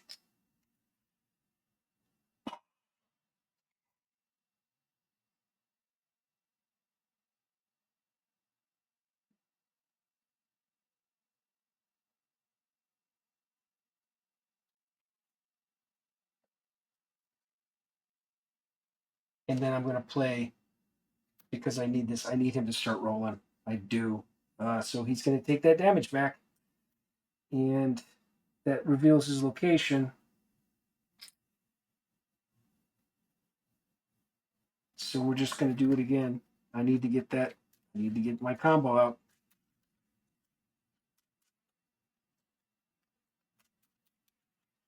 Especially against this deck, it's going to be vicious. So he's going to be sitting here. He can shoot 1, 2. So he can shoot. He's going to be at a -1. So he'll be at a +2 to hit. Ooh. I don't know, man. I don't know if there's much I can do. I should have maybe kept that first one going, but I don't know.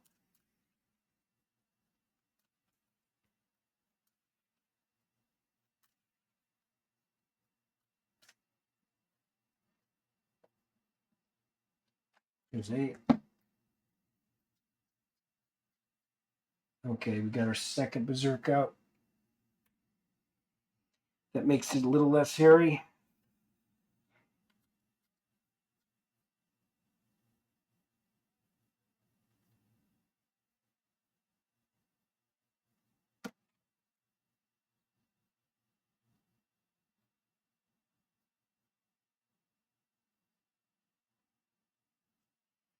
Okay, 3.5 becomes 1.5 becomes 1. 1.5 becomes 5.5 becomes 0. Okay, so this, we're going to do that again.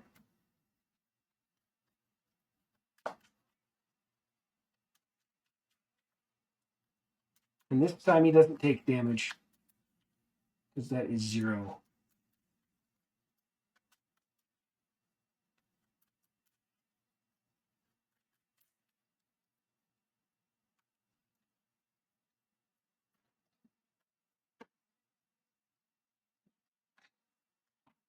Silly, silly little deck. We have our third berserk, which is good, but not good. This deck moves so fast, man.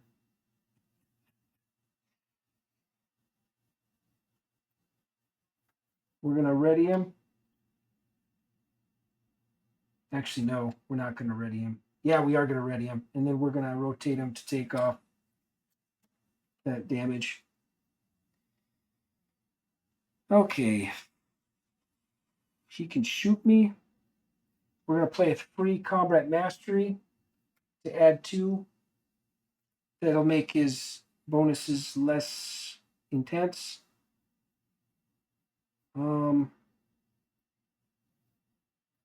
And now here's what I'm doing with the dwindling options. I can make him, but I'm going to have to take a point of damage because it's not going to count for berserk if I make him spend it. If he spends a combat pool.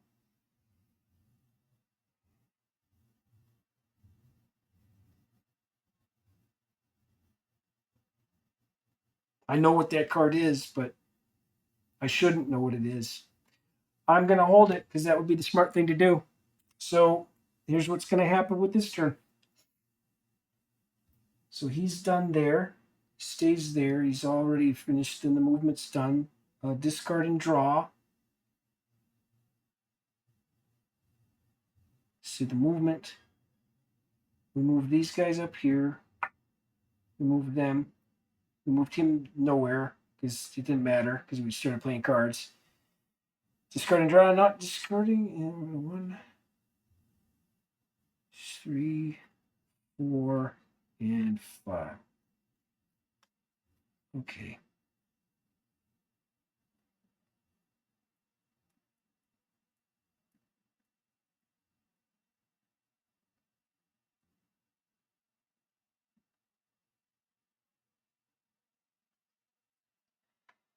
All right. So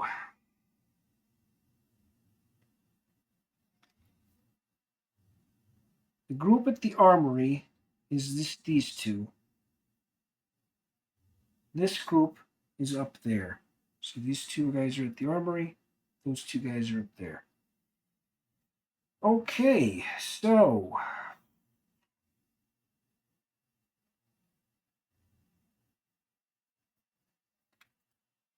+2, 4, 5, 6, 7.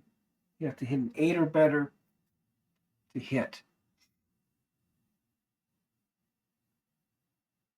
Okay. Combat. Yes, sir, we have combat. He's going to declare an attack. He's going to declare an extra long range attack using his ability. Rotate a character with scout or sniper at Jensen's location to. Oh, actually, wait a second here. Attacking its character location. No, we're going to do the 50 cal Barrett's instead of his ability. May target one location beyond long range for -2 to hit. So that's what we're going to target. Beyond long range. So he's here. Long range would be at the docking bay.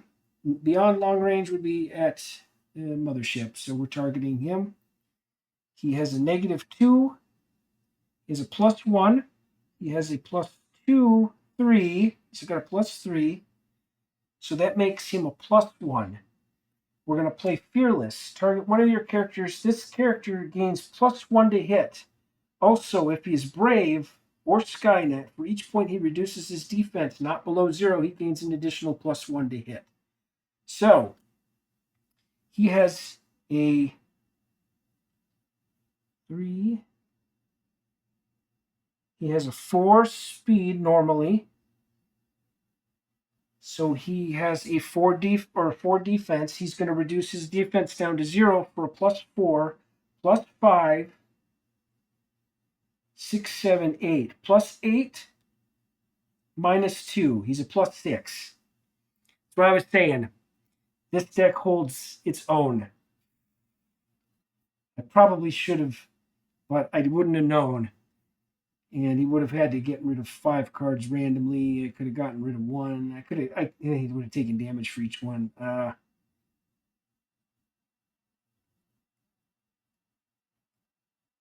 Yeah, I think that if we play it the same way we've been playing it, which I'm pretty sure he would have dumped the hand. We wouldn't have been able to play Fearless. He would have had a +1 to hit. Let's try that. Let's try that way. So we're going to say dwindling options. Just for the sake, I know what I need to do with that card, I think, for right now. We're just going to make it so he has to pay for it whenever he uses it. But for this case, just to finish this off properly with the same rule sets without changing anything, he's got a +2 with a +1. He's a -2, so he's a +1. All right. He's shooting a 4, 5, 6, 7. Oh, he wouldn't be able to hit him. There's no way he'd be able to hit him. He'd still be.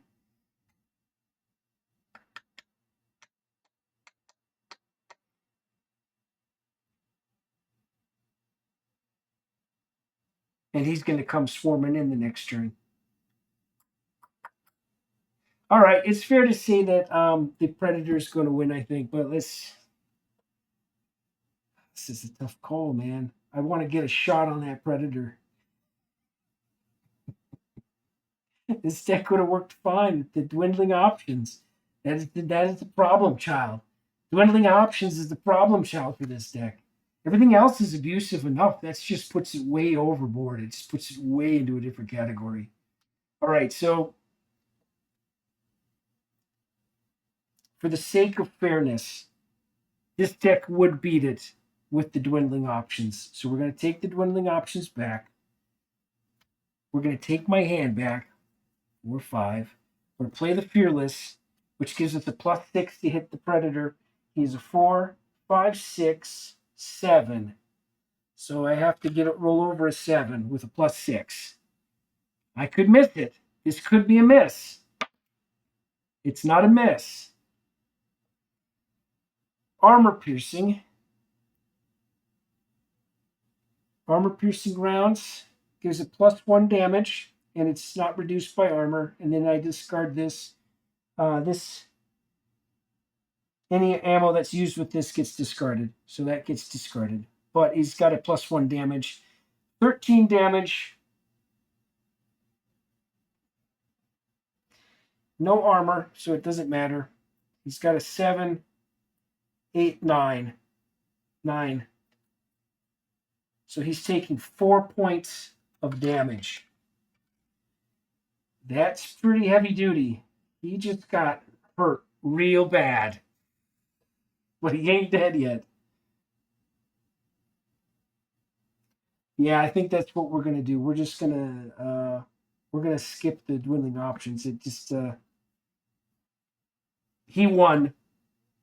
He won the whole thing because that next turn he was going to swoop in and do exactly what he did the last game, and they were never going to get a chance to get a shot on him because he would have had too much defense, and this gives them a chance to hit him. So they hit him just to see how it plays out.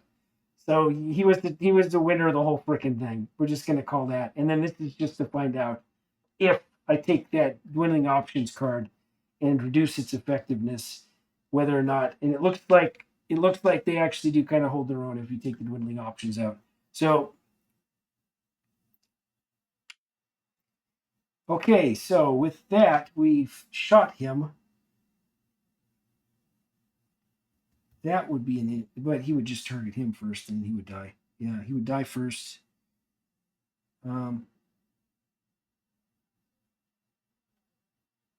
No, he could take the damage off himself too. That's the thing with the first aid kit. He's gonna need it. Oh, see, that's the thing, man. Oh, jeez, I didn't even notice that.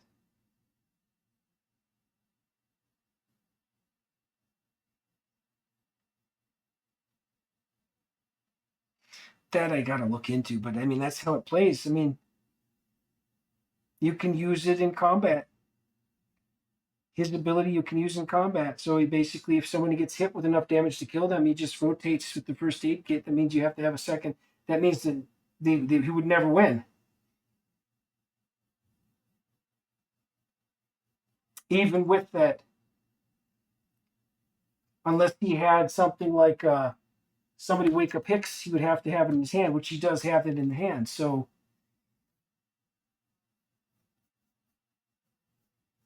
all right, we play it out. Let's play it out. Okay, so that's the end of that turn. I don't know. This is such a mess right now. So, combat's over. Unrotate. Okay. That would unrotate also. And oh no, I still had some other stuff I needed to do. We were going to do 2 searches with these 2 guys. Oh, get lost. Get lost in this stuff. There's 1. There's 2. Okay. Come on, cards.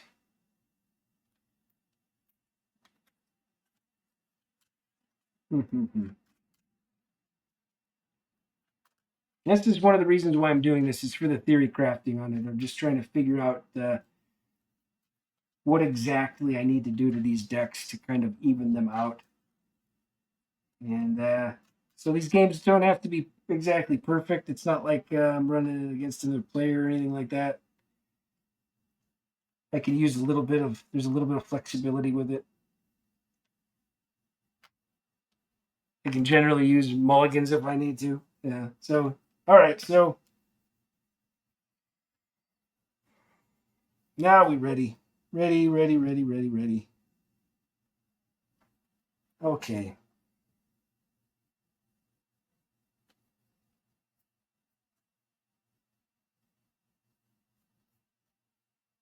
This goes away.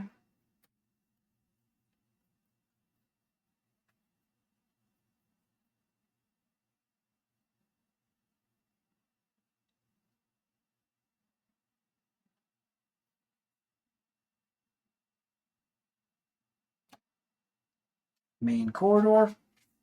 Just put that up there. Over here, they got a surplus depot. Okay, movement round.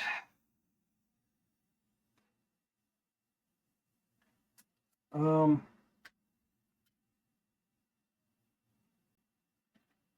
going to play card Desperation. Shuffle your entire hand into your draw deck, then roll a die 1 to 3, draw 1 card. 4 to 6, drop to your maximum hand size. So my hand gets shuffled in, and then I redraw. Or not. I either draw 1 card or I draw all my cards during the movement round. The real use for that is to get certain cards out of my hand and to put them back into the deck when I need them, which is what I'm going to use pretty soon here.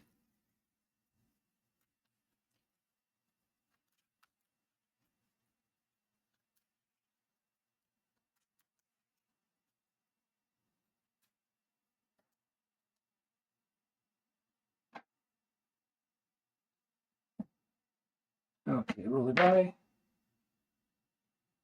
I draw one card. All right.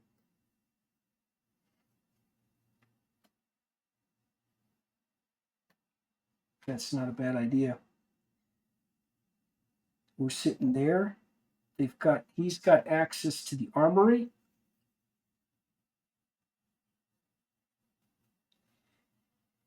Okay, movement. Moving down here with this squad. So we're going to give her, we're going to give her this, and then he's going to get this stuff. So she's getting this stuff. He's getting this stuff. So that reduces both of their speed by 1. She gives a +1 to herself. So she goes down to a 2, which is, yeah, they're definitely within range of doing that. Who gets this one? I'll give it. All right. She's going to rotate here to put a reinforced hard point. Actually, she's going to do it before she leaves the armory because it has to be an interior location and an adjacent location. So she's going to be in between these two locations, the armory and the Firebase Delta. I was thinking maybe. Actually, you know what? She's not doing that.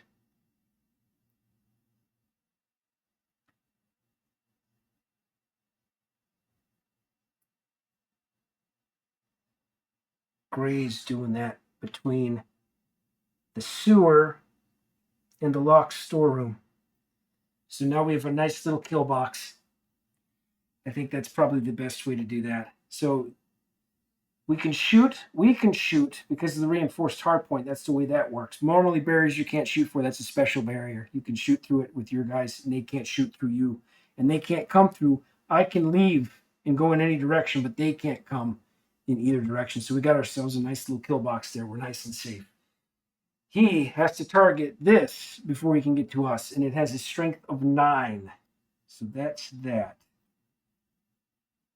That actually works out pretty good.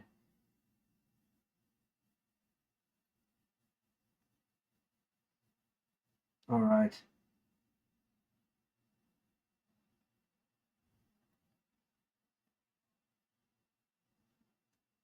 Predator, he's going to do the only thing he can do. He's going to remove 2 of his damage tokens, and he's going to move.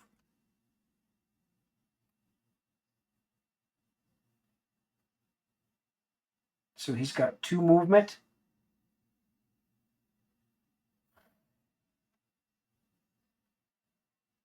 But he has movement.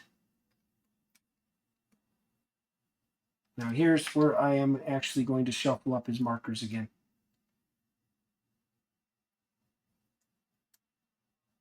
Actually, no, I'm not. I know where he's going to be, but we're giving him the additional bonus to defense because he might need it.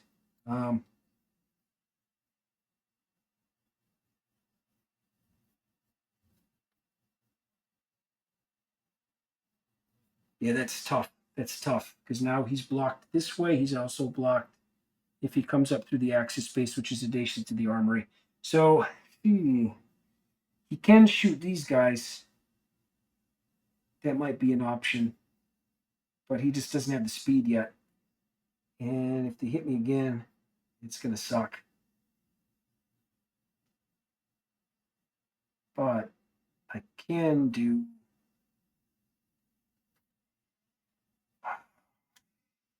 That's all he's going to do. Yeah, he does that. He's moving. He's putting his tokens out. They're not moving. They did their move.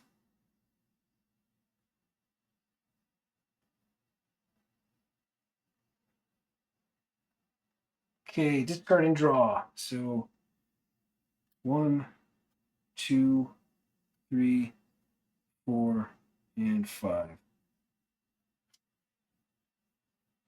They have a card to play. You play Echelon Formation.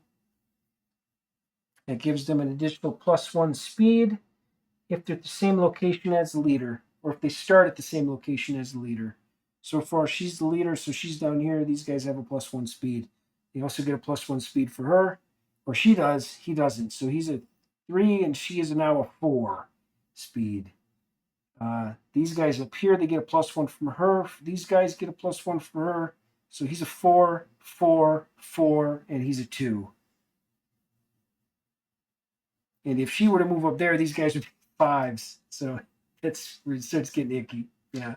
All right. So Predator's turn. Okay.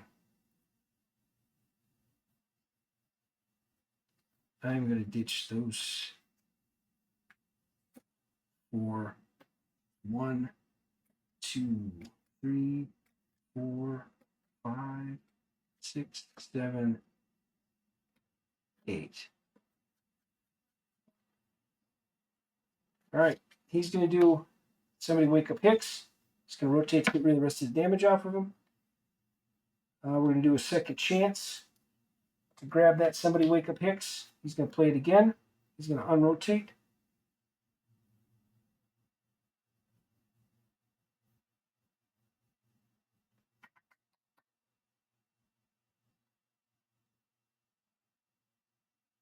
All right, yeah, and that's all he is going to do.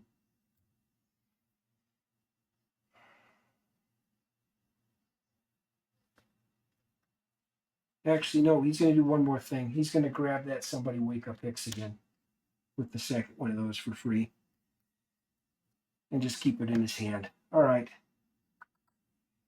Same thing here. That was discard and draw. Now we are on to combat. He's going to declare an attack again. Same system. From here, go 1, 2. There we could go 1, 2. Yeah. Same thing. He's using the Barrett for the +1 additional location. He's going to be doing it at a +1 to hit.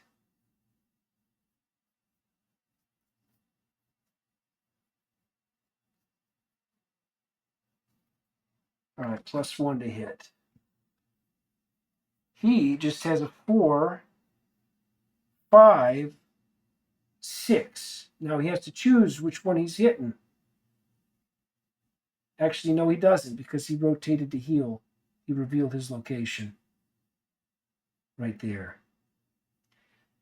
So he's at that location. So he's choosing that one. So he gets a +1. So he's at a 5. So he has to hit he has to roll a 6 or better.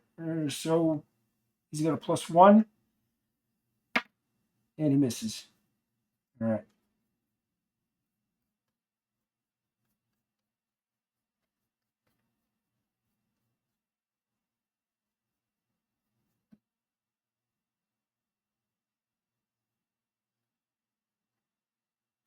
Predator's not doing anything.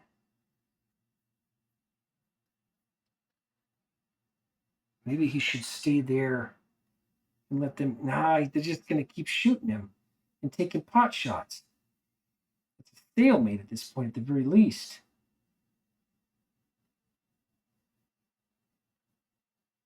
All right, so ready round. Ready, ready, ready. Oh, wait, no, search round. Search, search.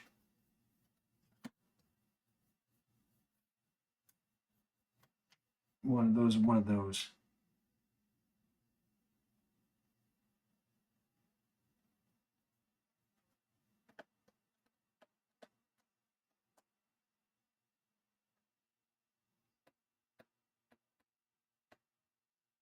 Okay, now we're on ready round.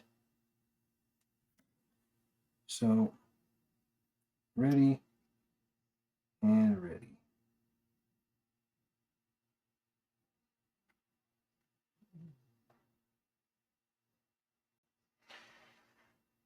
Ready, ready. Sewer, secondary sewer. It's distinct. I can have 2 of them in play. We're going to put another one right down here.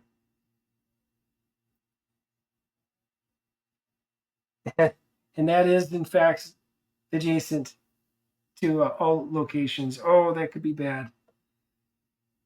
Oh, I have no other choices. Yeah, it has to come into play. I don't have a card that I can play instead. Yeah, no, we're stuck with that sewer. But the question now is, do I want to put it here?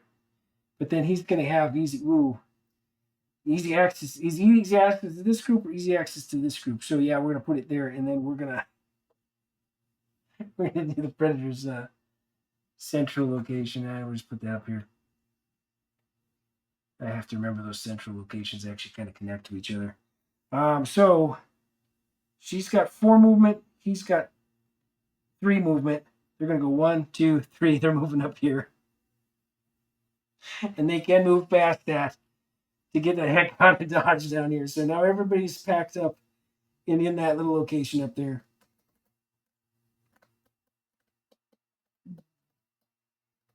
A little kill box. All right.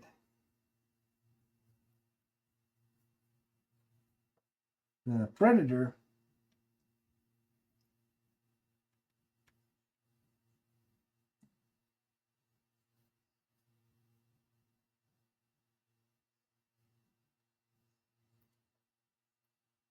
One,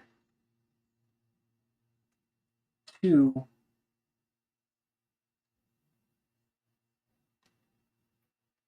three, 4. And that puts us 1, 2, 3. That puts us 3 away. There, I can do there, and I can do there.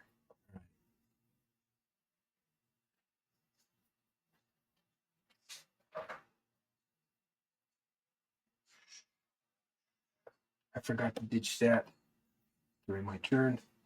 So we'll just get rid of that right now.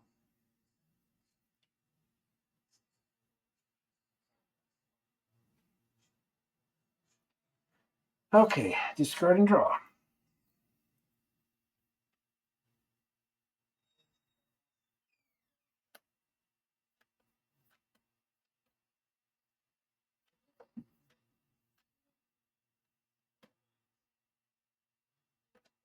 Discard.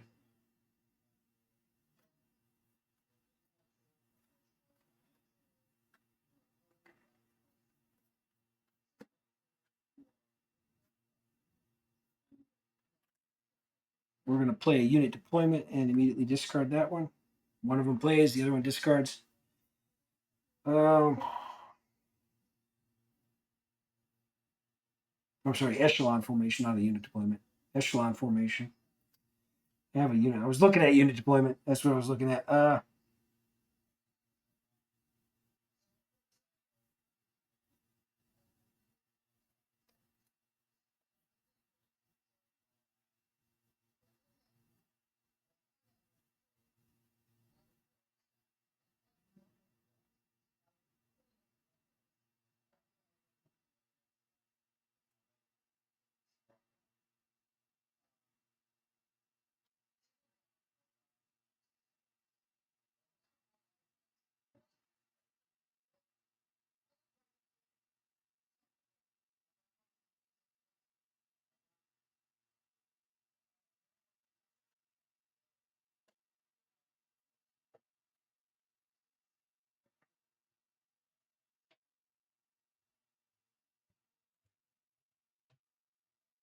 Hmm.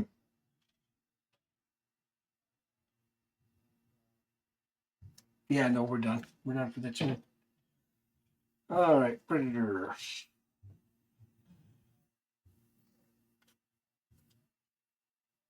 Discard those. 2, 3, 4, 5, 6, 7, 8, 1. Okay.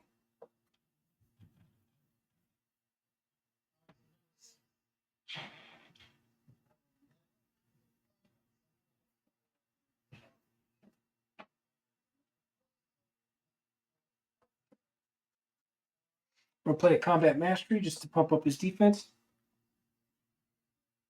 Max pumps everything up. He's not gonna be able to get an attack off this turn, but he's gonna get that because you're gonna. Well, you know what? No, there's one, two. So long range, extra long range, super long range. He could hit it, but he's going to be in a -3 to hit, which makes him a 0. It puts him at 0. So he could, but he's got a 4. He's got a 5 and a 6. You have to roll a 7. Yeah, he would never be able to hit him. So we're just going to sit back and we're going to wait. We're going to wait. And we got a pretty good hand there. All right, so combat round. He's going to shoot. Is he going to shoot? No. Why even bother? Because he's not going to shoot. Why even bother with it? Okay, so search round? Nope. Ready round? Everything's ready. Let's play some locations. Sewage tunnel entrance. We don't have to search for it. All the sewers are out again already. And then we got an alleyway. Alleyway is going to be adjacent to Firebase Delta. It's all about adjacency with this Predator deck, man. All right, so that's adjacent to this. This is adjacent to that. That's adjacent to that. And that is adjacent also to the docking bay too. So that's just nothing but adjacent. Then of course we've got these main corridor stuff, which is there's some weird adjacency stuff going on with that stuff too. All right, movement.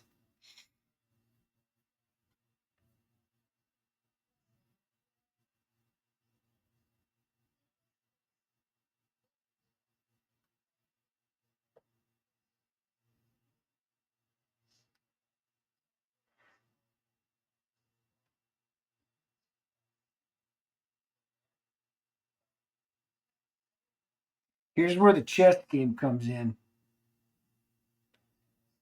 Is I can stick here for right now, and I'll be all right. So what I'm going to do here is they're just going to pass, and they're going to stay there, and he's going to keep taking his pot shots if he can, whenever he gets a chance to. So that sewer is adjacent to this docking bay, which is adjacent to that sewer also. So that's one, it's one, that's two, that's three. All right. This, 1, 2, 3. So that one's, you can target both of those. That one we can't target. I just have to wait for the right card. So movement, no movement. Predator is going to move. We're going to move up here to the locked storeroom. And just to keep our stuff going.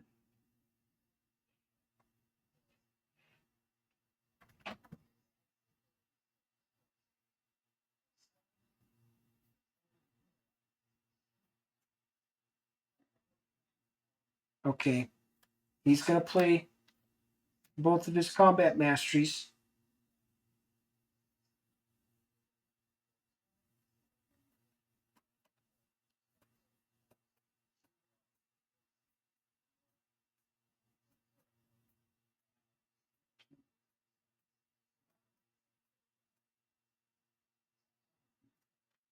All right.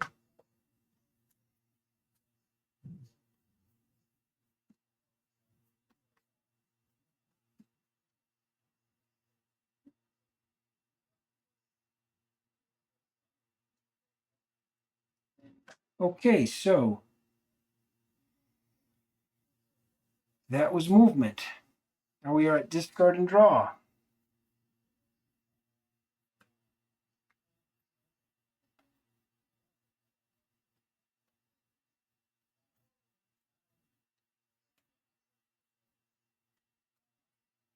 And one more.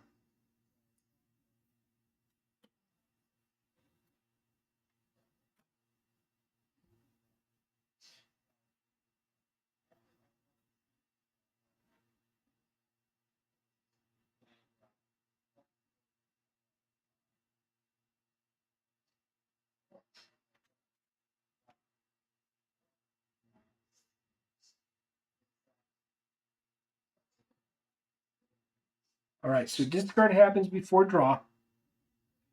We're just discarding that. He's going to play a prepare yourself during the discard phase to refill my hand.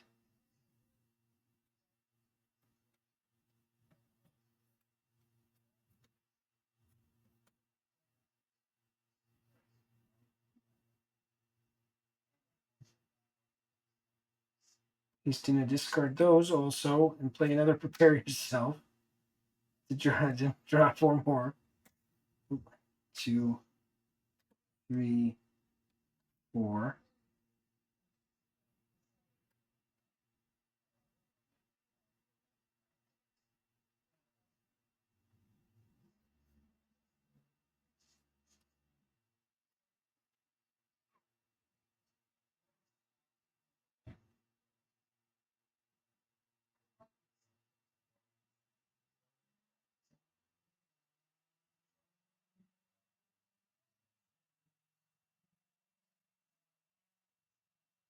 We'll keep it.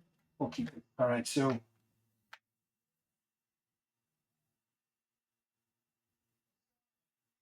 declaring attacks.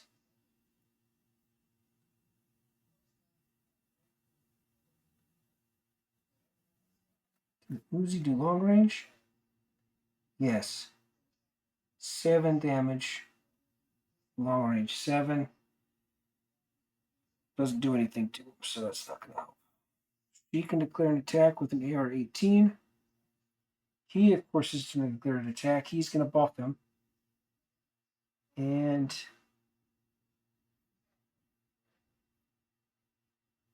that's short range. All right. Actually, you know what we're going to do here?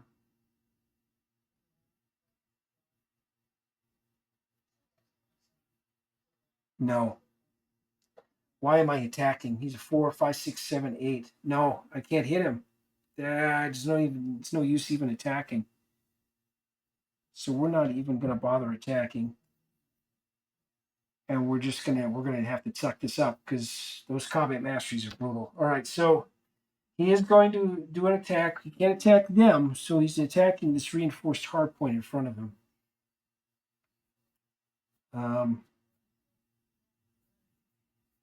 He's using his plasma caster, which does 15 damage. It's 9. Takes 6. Do I want to do that? No, I don't want to do that. He is actually going to. Well, he has to reveal himself here anyway because he's declaring an attack. He is going to use his throwing disc, and he's going to use a juggernaut to make it infinite damage. And we're going to take away that reinforced hardpoint. So that goes boom. All right. He's then going to do somebody wake up Hicks. He's going to do a second chance to grab somebody wake up Hicks again.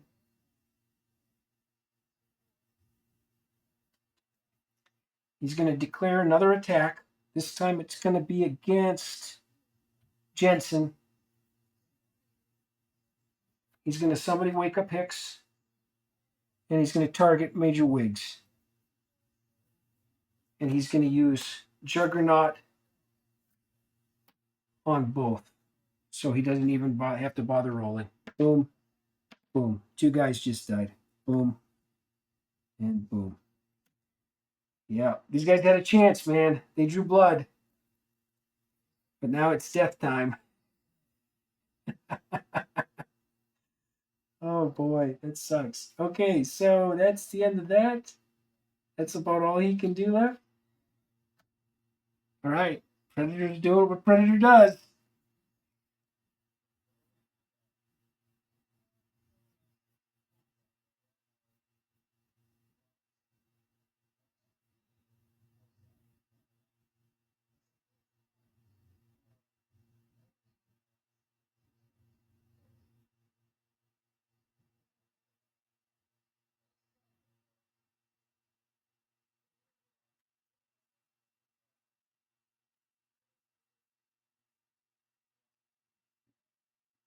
Oh, hang on.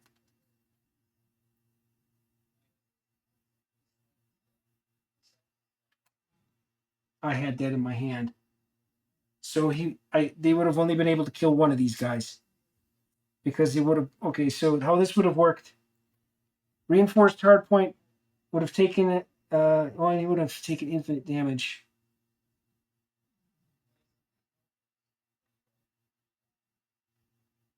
No, he couldn't have played this because he took it out in one shot. Yeah, no, that was correct. That was played correctly. That was not something.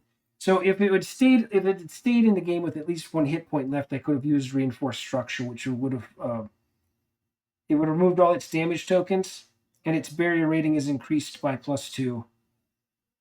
May not be played during a combat sequence. So that's where that is. Limit one per barrier. So yeah, I couldn't have done that. So those guys are done. Boom and boom. We'll put those guys up there. They drop all their goods. Oh no. And that's that problem with those juggernauts, man. Yeah, this predator deck, man. I don't know. I don't know if I can fix this. Once it gets rolling, it's just vicious. All right. It's just absolutely broken. So that's that turn. Then we reset.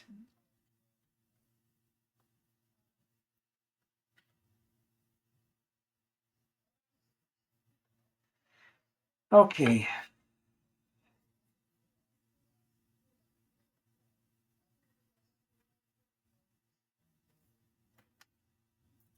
All right, let's pull this here. City ruins. We'll stick that there. Machine shop. We'll put that above the alleyway. All right. Movement. No leader left, so we don't get that.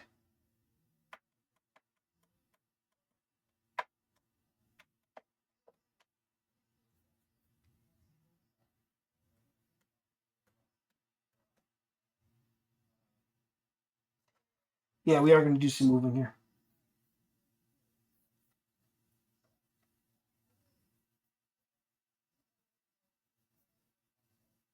He's going to pick up that. He's going to pick up this.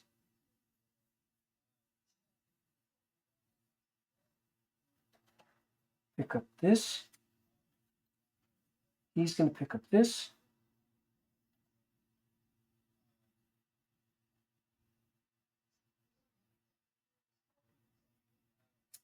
Pick up that. And we'll give him the bottle of courage. And he's going to exchange, he's going to give this to, I have to remember that. I could have saved one of them. Who would I have saved? It would have had to have been Major Wigs.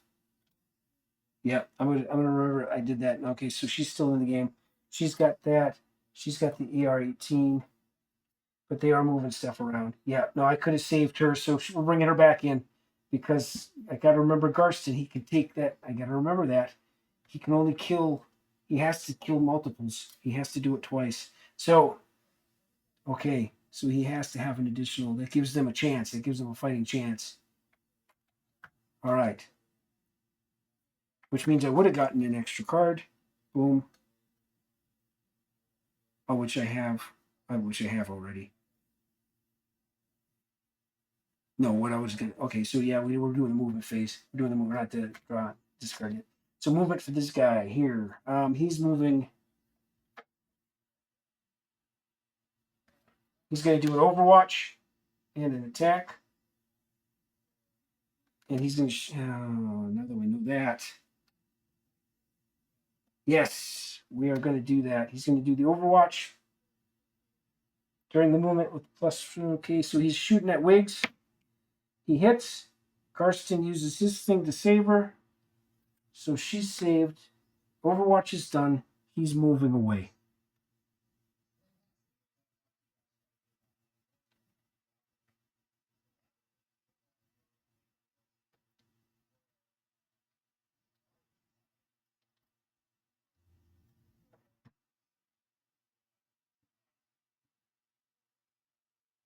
He's doing that.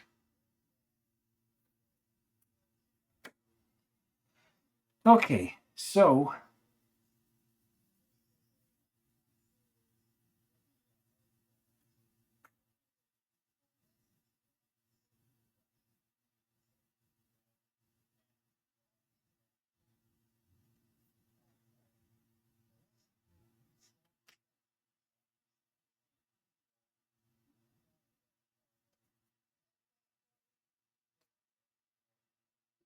he moved away. We're going to use a unit deployment, which gives us 2 movement points used immediately regardless of the current round. 1, 2. And we're just going to say that's the whole group.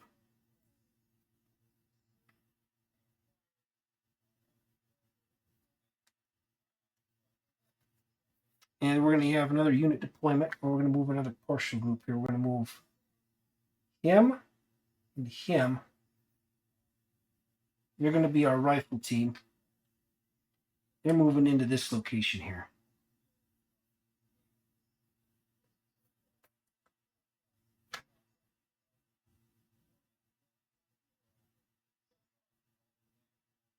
What's it?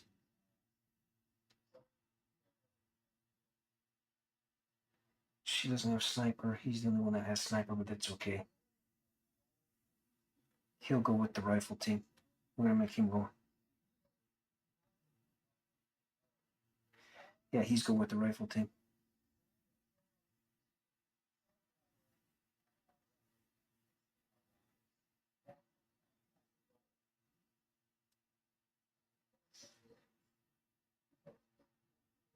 Okay, so attacks. He's tapped out. Attack. Attack.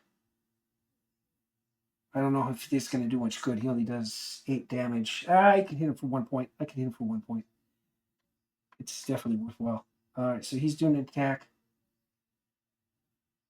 He's buffing him. He's doing an attack with the 50 cal Barrett. No, he's not doing it with the Barrett.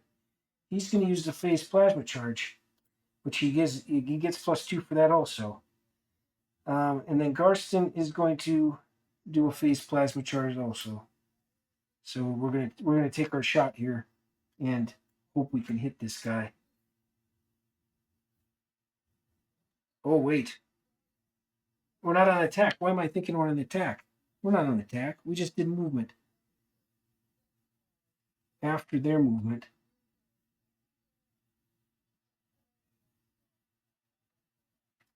And now we're at discard and draw. All right, so discard and draw.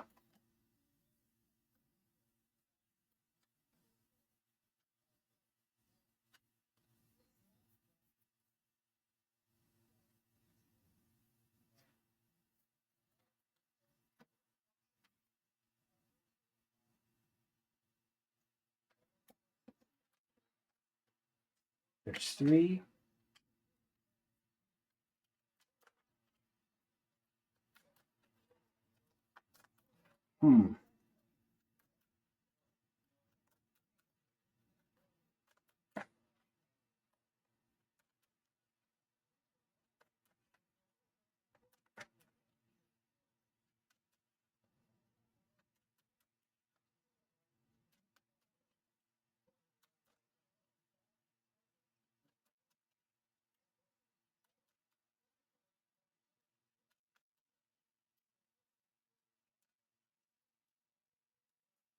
Now, what did he do to Bao? He did something. This guy shouldn't be. He is rotated because he saved her. Because he did that last turn. He did an attack, and then he moved. That's right. Okay, 1, 2, 3, 4, 5, 6, 7. So he is tapped out, but that leaves me with less attacks for these guys. We're going to reshuffle my hand into my deck. Just want to double check there wasn't anything. I'm not using my dwindling options anymore. because it is absolutely making a difference.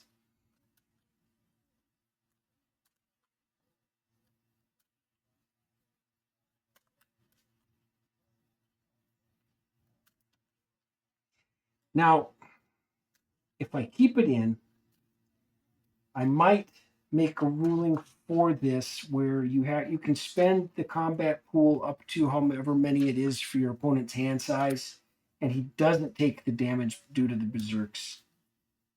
I believe that's what that does.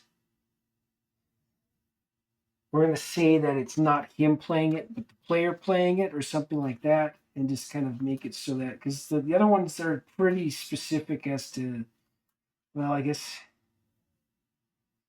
some of the others aren't though. They never made a ruling on that. Um, Technically,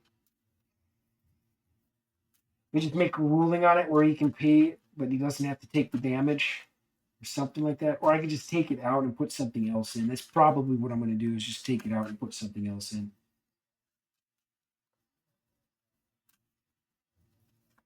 Maybe something else that there's another card that doubles your opponent's combat pool expenditure. That might be something to put in. That will it won't completely negate their hand, but it will make their hand a lot harder, and it'll give them a chance. That might be the choice to put that in instead. Um, but that's how this is going though. Oh, okay. Gotta draw cards. 1, 2, 3, 4, 5, 6, 7.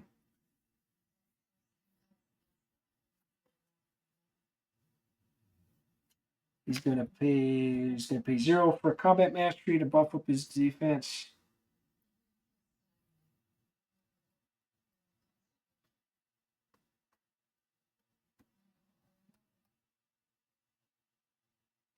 He's gonna somebody wake up Hicks himself. So he is now unrotated. He is going to take a card from there. It's going to take somebody wake up Hicks. He is going to immediately refill his hand size back to its full potential. 1, 2, 3. Oops, too many. Yeah, that's right.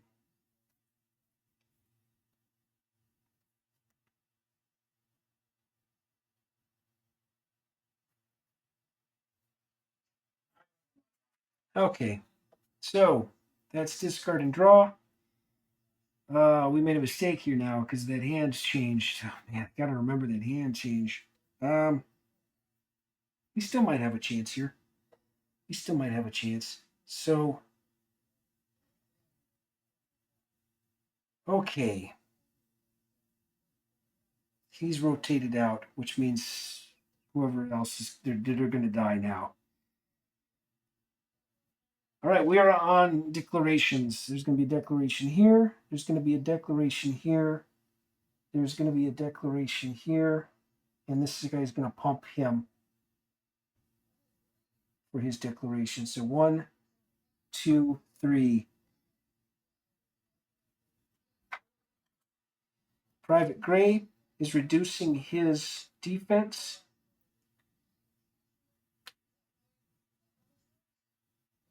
+1 to hit. Also, his Braves in 0, blah, blah, blah, down to. So, what is his defense at? He's got a 3. He's got a 4. He's got a 5. +5, 6, 7. He's a +7 right now.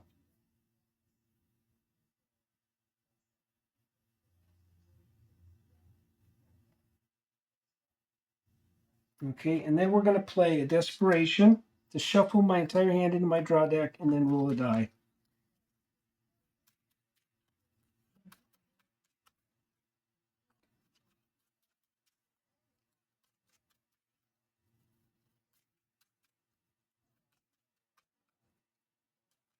It'd be nice if I can get somebody else to hit him too.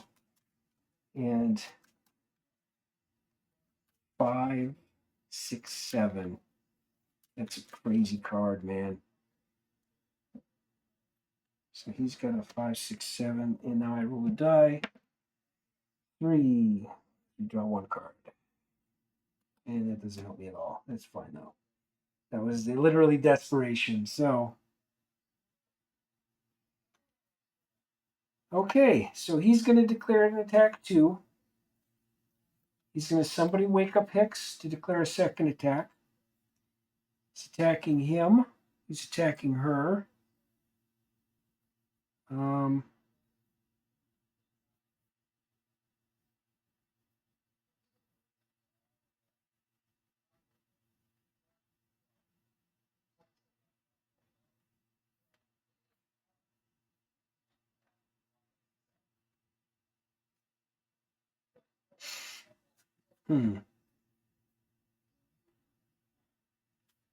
He's going to shuffle.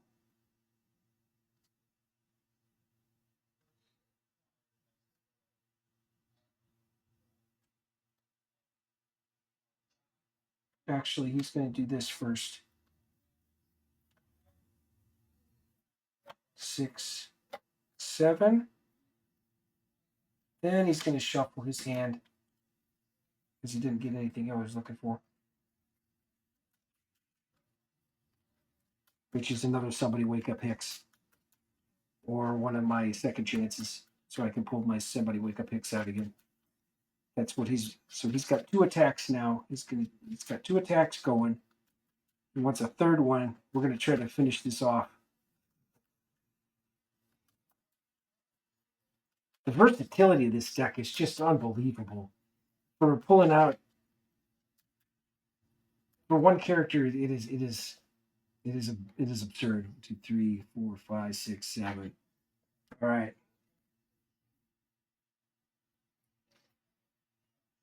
Okay. He's going to give himself an extra combat mastery because he can.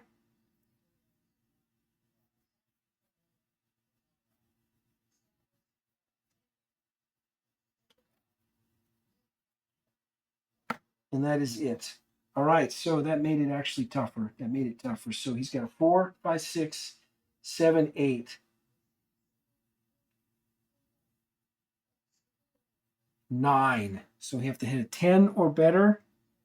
He has declared an attack 2 times, so we now reveal location. He's located here.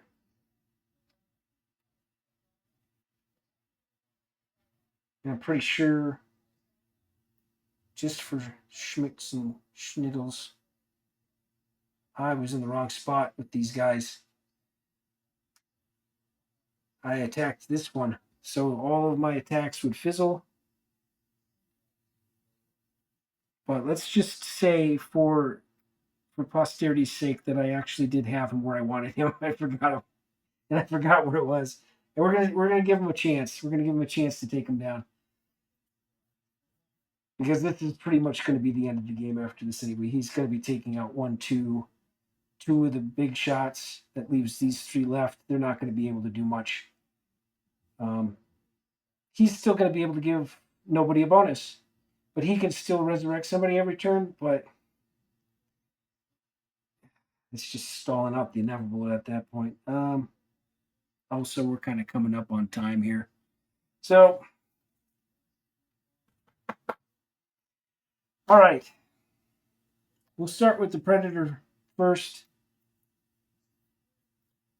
He's going to play a Juggernaut on Wiggs, so she's automatically hit and toasted. Then he's going to roll on this guy.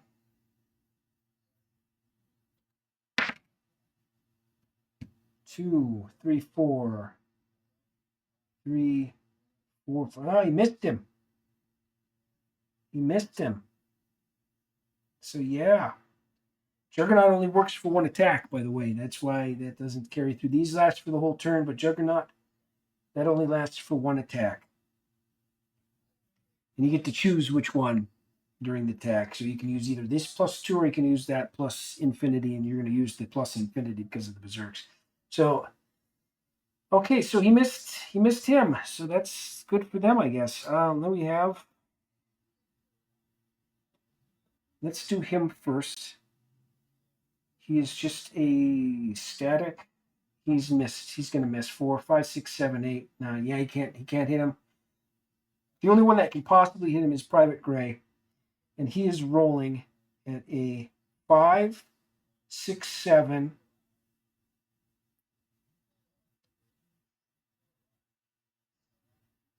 Yeah, he's rolling at a 7.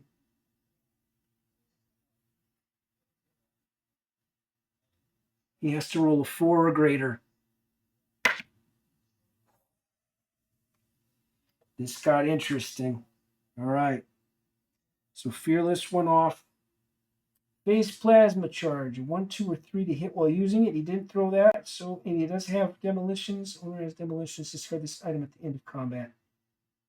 Okay, no, it says the item's damage is not reduced by armor if the owner has Demolitions. 14 damage. He's dead.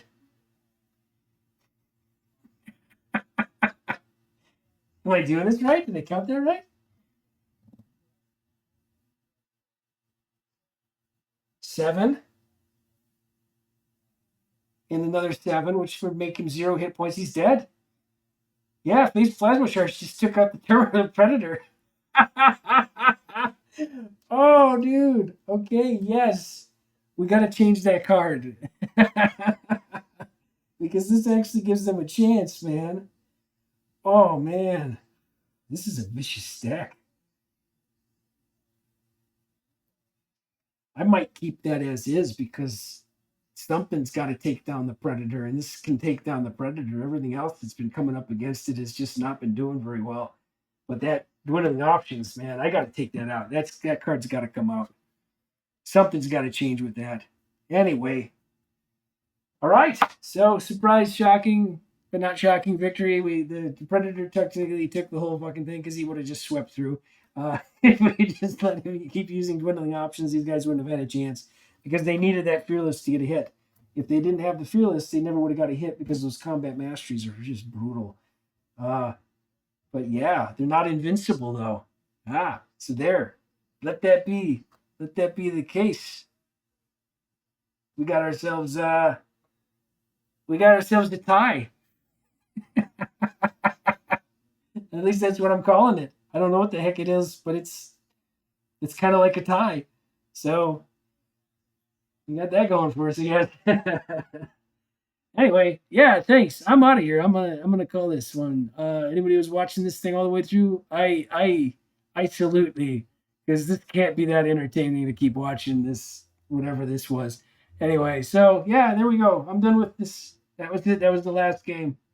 Next week, maybe I'll do video games again. I don't know. I'll figure something out. Have a good one. Stay out of trouble, and don't get hurt. Later, everybody.